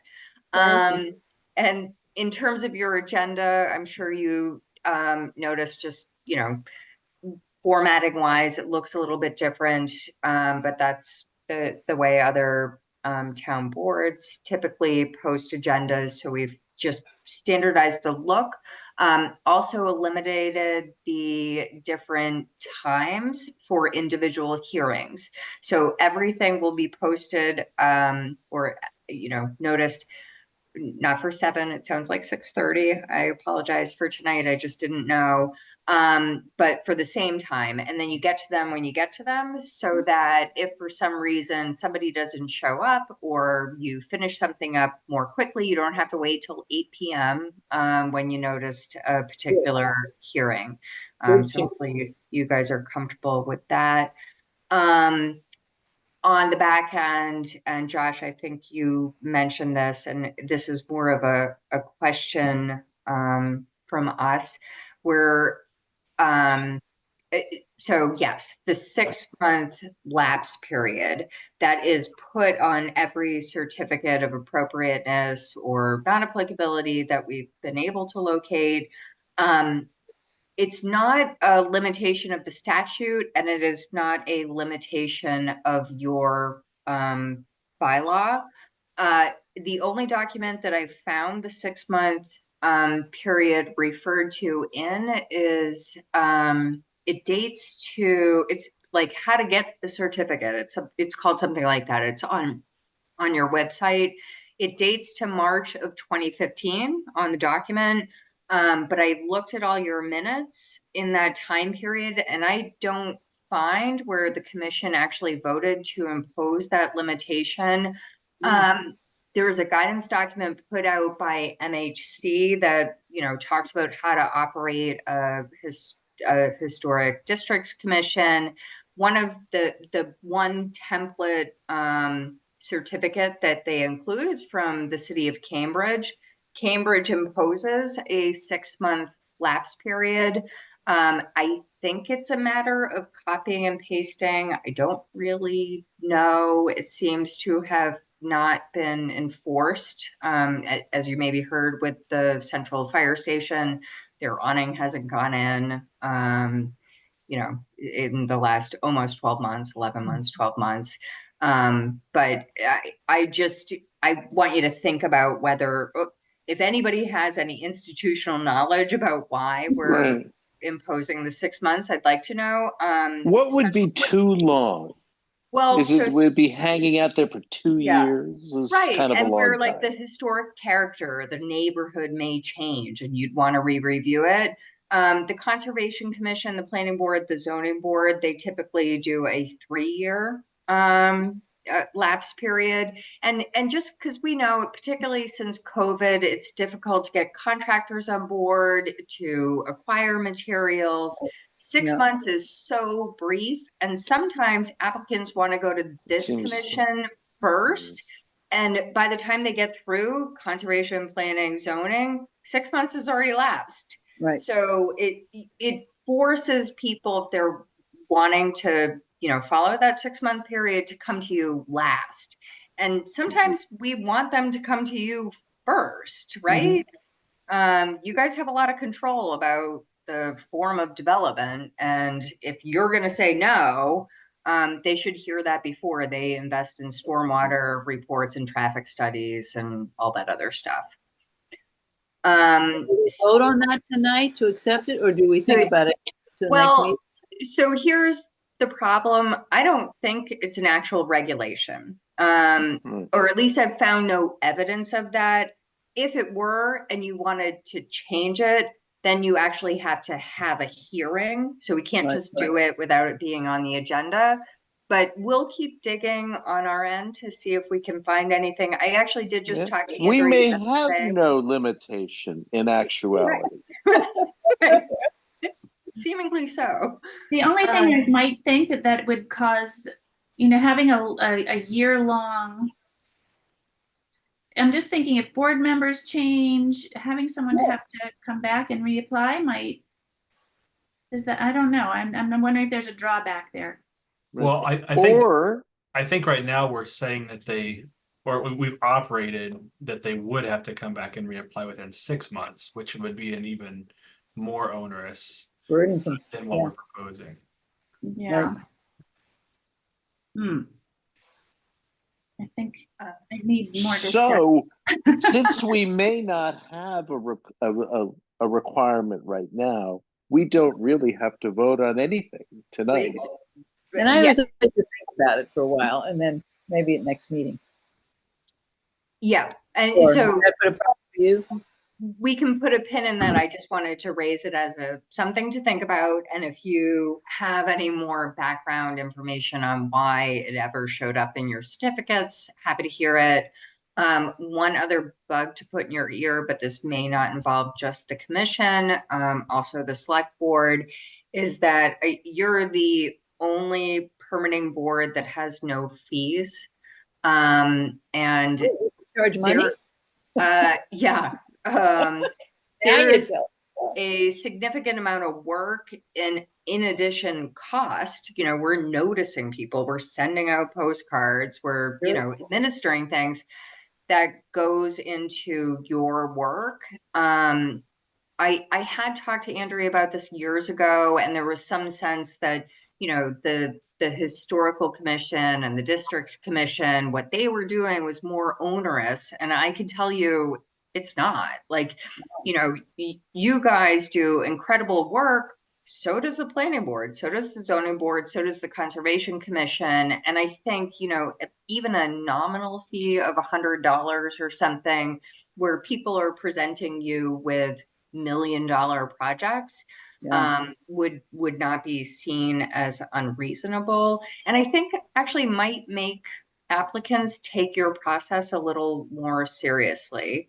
Would they pay at approval, or would they pay to come before us? Oh no, they pay at application. At the time of their application is not complete unless it comes with a check. So that's how the rest of us do things. I do think the select board probably needs to approve that. I just wanted to throw it out there, something for you guys to think about and potentially support if that's where the next iteration of this department goes.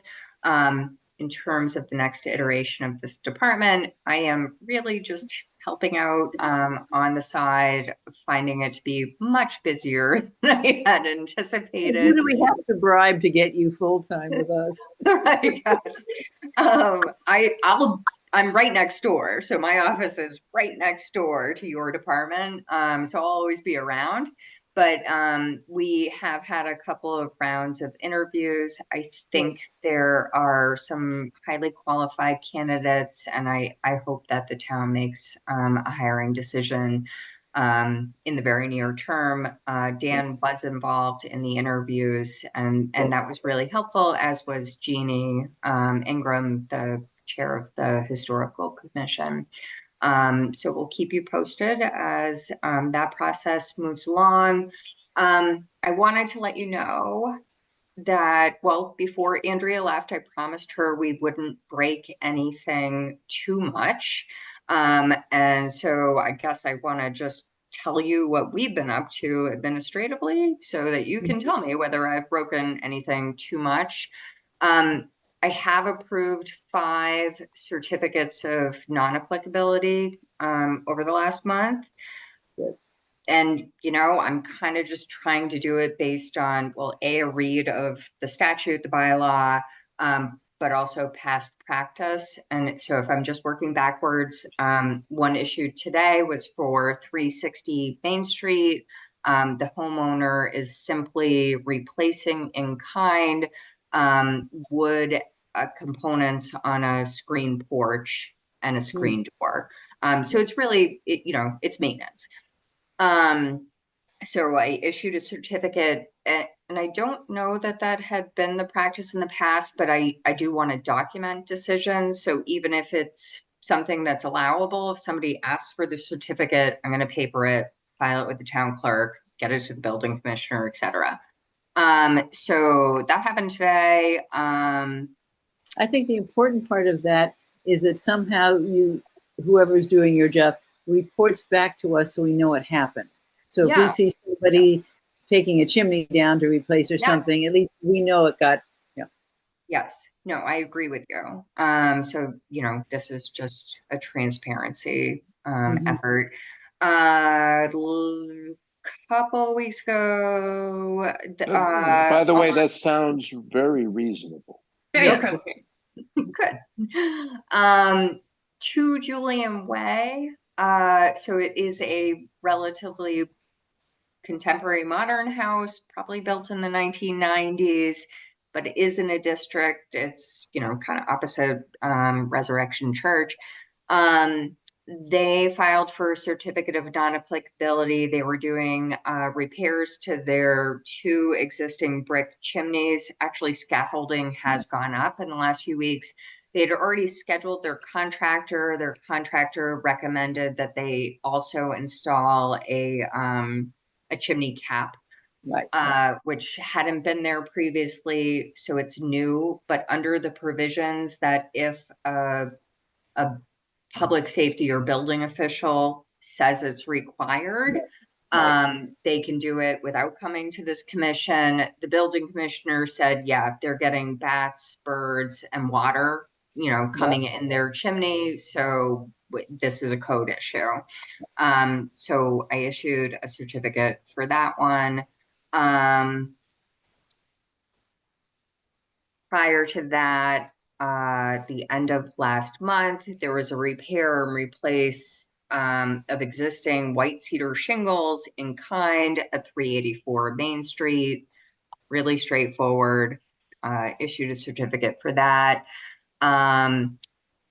One I did speak to Dan about before issuing, related to 132 Main Street. The homeowners who had small children were required to move out of their house because of lead-based paint on their windows. They were going to be de-leading, taking out, de-leading, reinstalling 7 windows on the front of their house, and then replacing windows in kind on the side elevations. And so I issued a certificate of appropriateness for them so that they, could get the work going and move back into their house. Again, public safety, and it wasn't going to change the appearance of the structure following completion of the project. And then finally, one that, maybe I have less confidence in, relates to 167 Main Street. There was an application for a certificate of non-applicability filed with the office prior to my, stand-in role, to alter an existing detached brick garage and construct a 1.5-story clapboard sided addition adjacent to the northwest elevation. I think the homeowners are trying to create a detached accessory dwelling unit. My best guess is that it was deemed not viewable from a public way or a public park or any of the other provisions in your bylaw. Andrea had sent a response to the project architect saying that it was all set, but didn't get a chance to actually issue the certificate before she left. And so based on that email, I didn't look into it much further and issued the certificate. Okay. What house number was that? 167 Main Street, so way lower Main Street. That by the Episcopal Church? Yeah, opposite it, I think. Opposite side. That just was on the market, Thank you for, if I'm really messing things up, please let me know. you're doing And great. We just wish we could keep you. yeah, we'll help. You will keep me. I'm still the community planning director. So again, I'm next door.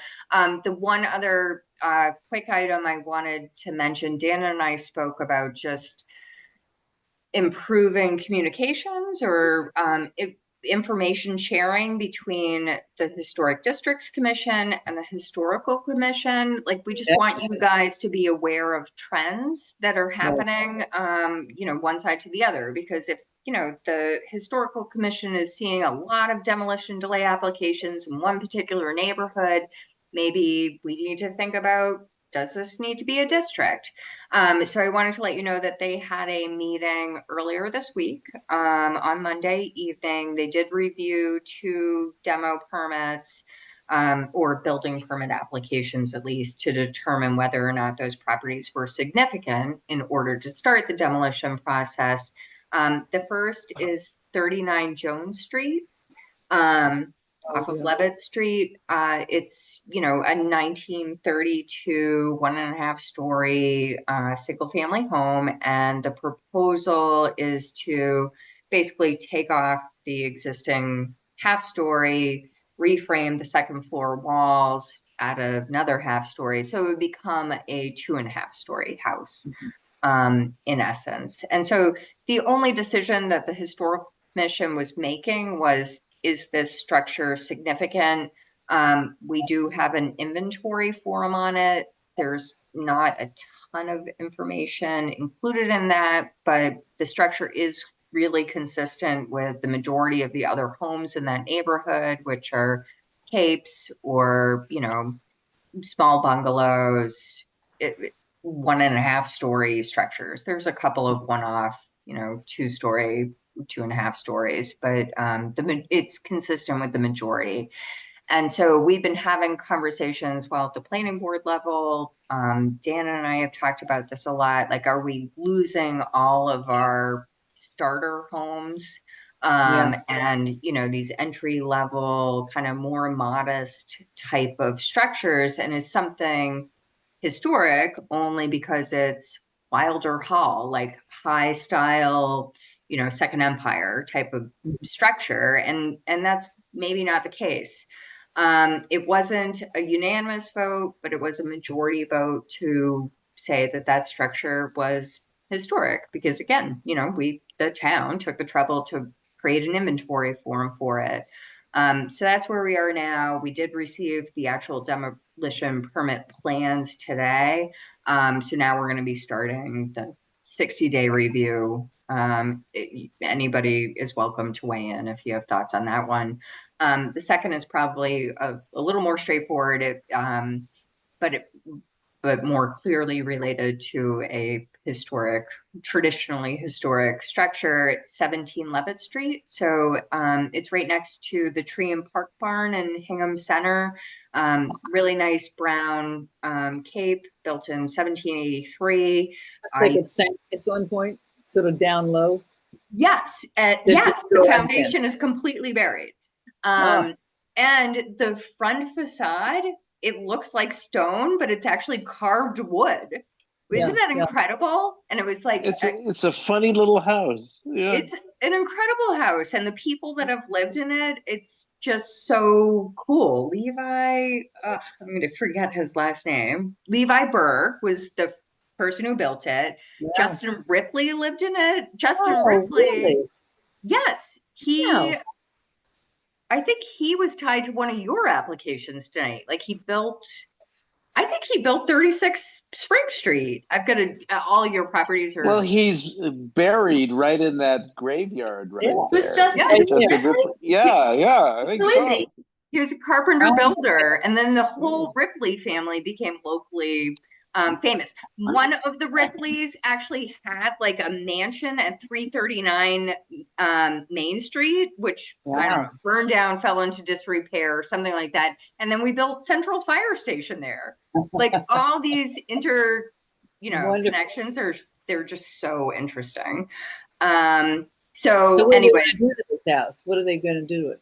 Well, yeah, good question. So Dick Orr, who leases 8 Short Street. He Right. acquired the property a couple of months ago, so, July, I think, the beginning of July. So he's going to be moving there. He'll have a short commute. He wants to replace windows, 9 windows, one of which is like, under, in the basement in a window well. So we don't care about that one, but the others we do. There was enough confusion about what the application was actually proposing. The building commissioner didn't feel that the property would look the same after replacement, from the street. So he was not comfortable issuing the permit under the bylaw. We referred it to the historical commission.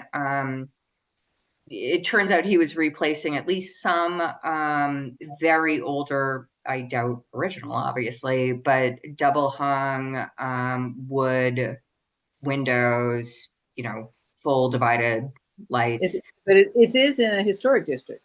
It is. It's not in a Oh. district. Yeah. So Oh. it's only covered by demo delay, but your guidance on windows, I think, would really benefit the historical commission as they think about these things. But this one was clear. He was proposing to replace existing full divided light wood windows with wood composite with interior removable wood grills. Yeah. Horrors. He should know better. Horrors. It's the front facade. Next time you guys drive by, actually has like 6/6 windows. Those have been replaced. I don't know when it happened, but it looks like they have the interior wood grills or some kind of grills. But nothing. There's no profile from the outside. Anyways, they said that structure obviously is historic, and so we noticed him today in writing, and he has 60 days to file an application with the historical commission or modify his building permit application to something that would allow the building commissioner to. So is this new? Because I thought the historic commission didn't have any. You only could do the 60-day stay of demolition, and there was no other recourse for you to protect these buildings. Yeah, you're exactly right, but there's and so the 60 days.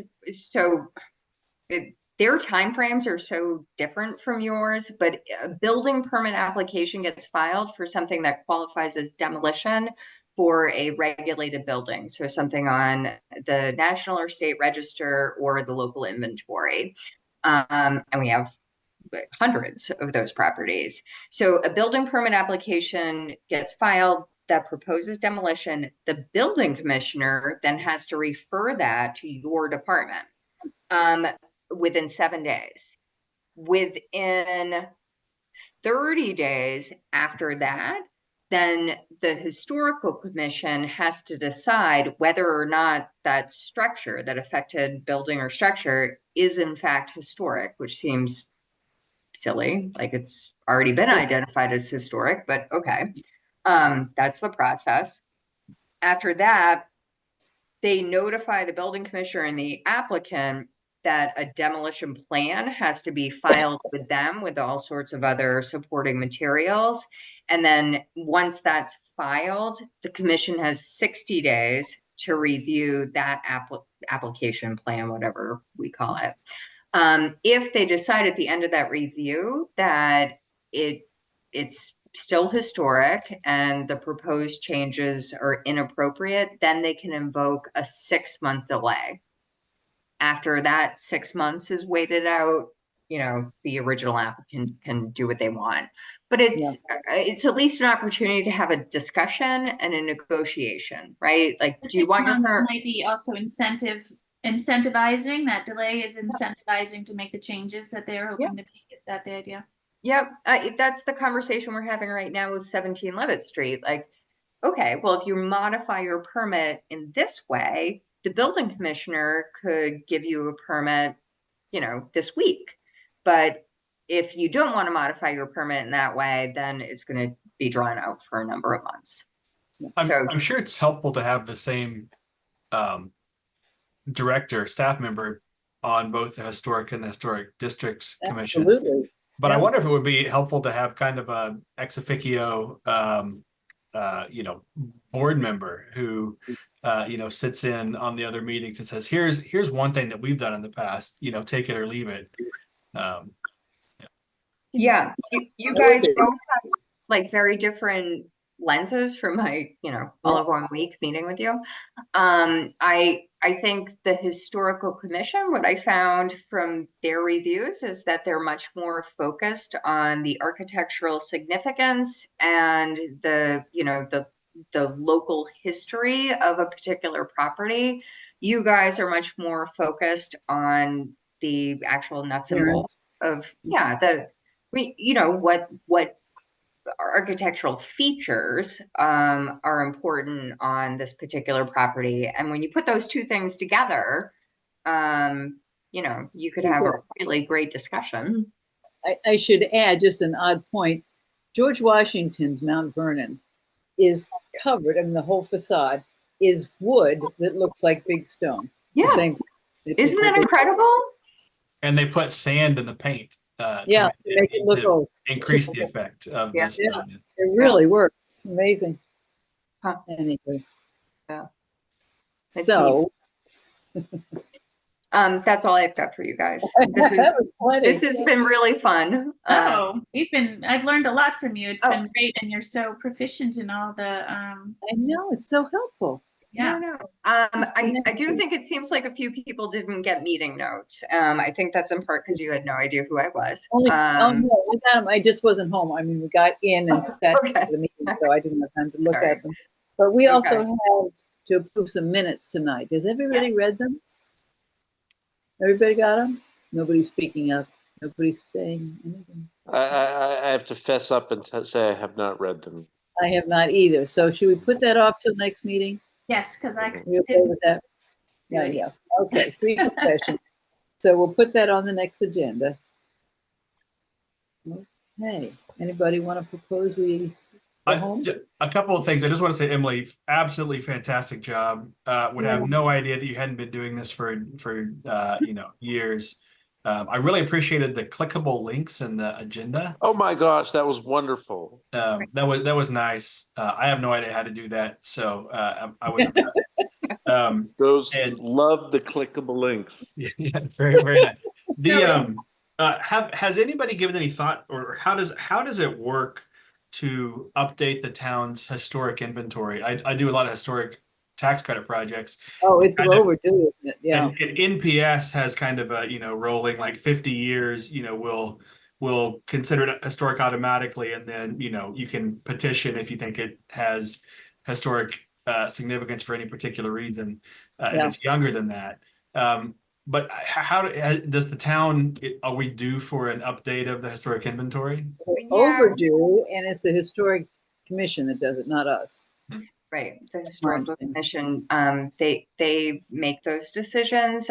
We are talking internally about doing a historic master plan. I don't know that one's ever been done, just to kind of assess where we are and what else we need to protect. But in terms of the inventory itself, and I will confirm this, but my basic understanding is that it doesn't need to be advertised. The historical commission can simply, post an agenda, get together at a public meeting, and vote to add a property to our local inventory. So that's different than the National or State Register, obviously. So there's some on there that you probably wouldn't expect to be on there. A property that the town just bought a year plus ago, 18 months ago, 30 Summer Street, the Gallery 360. It was a gas station. That's on the inventory. That's really beneficial to us in terms of regulations, particularly FEMA regulations. So if we're certified local government and a property is listed on the inventory, even if you hit thresholds to you know, even if your cost of improvements hit whatever third, 2/3, whatever it is, you don't actually have to raise it if it's on an inventory. So it's, I think, easier than most other things in government. But I will confirm the process. I can send you an email about it. That's a great thought. Yeah, that was the links were great. Hopefully we get our administrator soon. Yeah, I know. I hope I'm not burdening them by imposing what we do for the zoning board and the planning board on them. But if it works for you guys, I do think it works well for some of the other boards. But again, any feedback, we're happy to hear. No, we want you to stay, but I know you go on to bigger things. But are you doing minutes for this meeting? Did somebody? Robin, you actually have a third party minute taker. So when Harbor Media updates the link, she can get it from YouTube, or because this was set up under my Zoom account, I can just send her the link, you know, in the morning. That's terrific. Yeah, I think it seems like she does a really great job. Wonderful. Fabulous. Thank you so much. Any other comments tonight other than I'm starving? Yeah. No? Well, thank you all. Motion to adjourn? Anyone? Oh, I'll So second moved. that. Or I'll make that motion. Great. Seconded. Down the list. Catherine? Aye.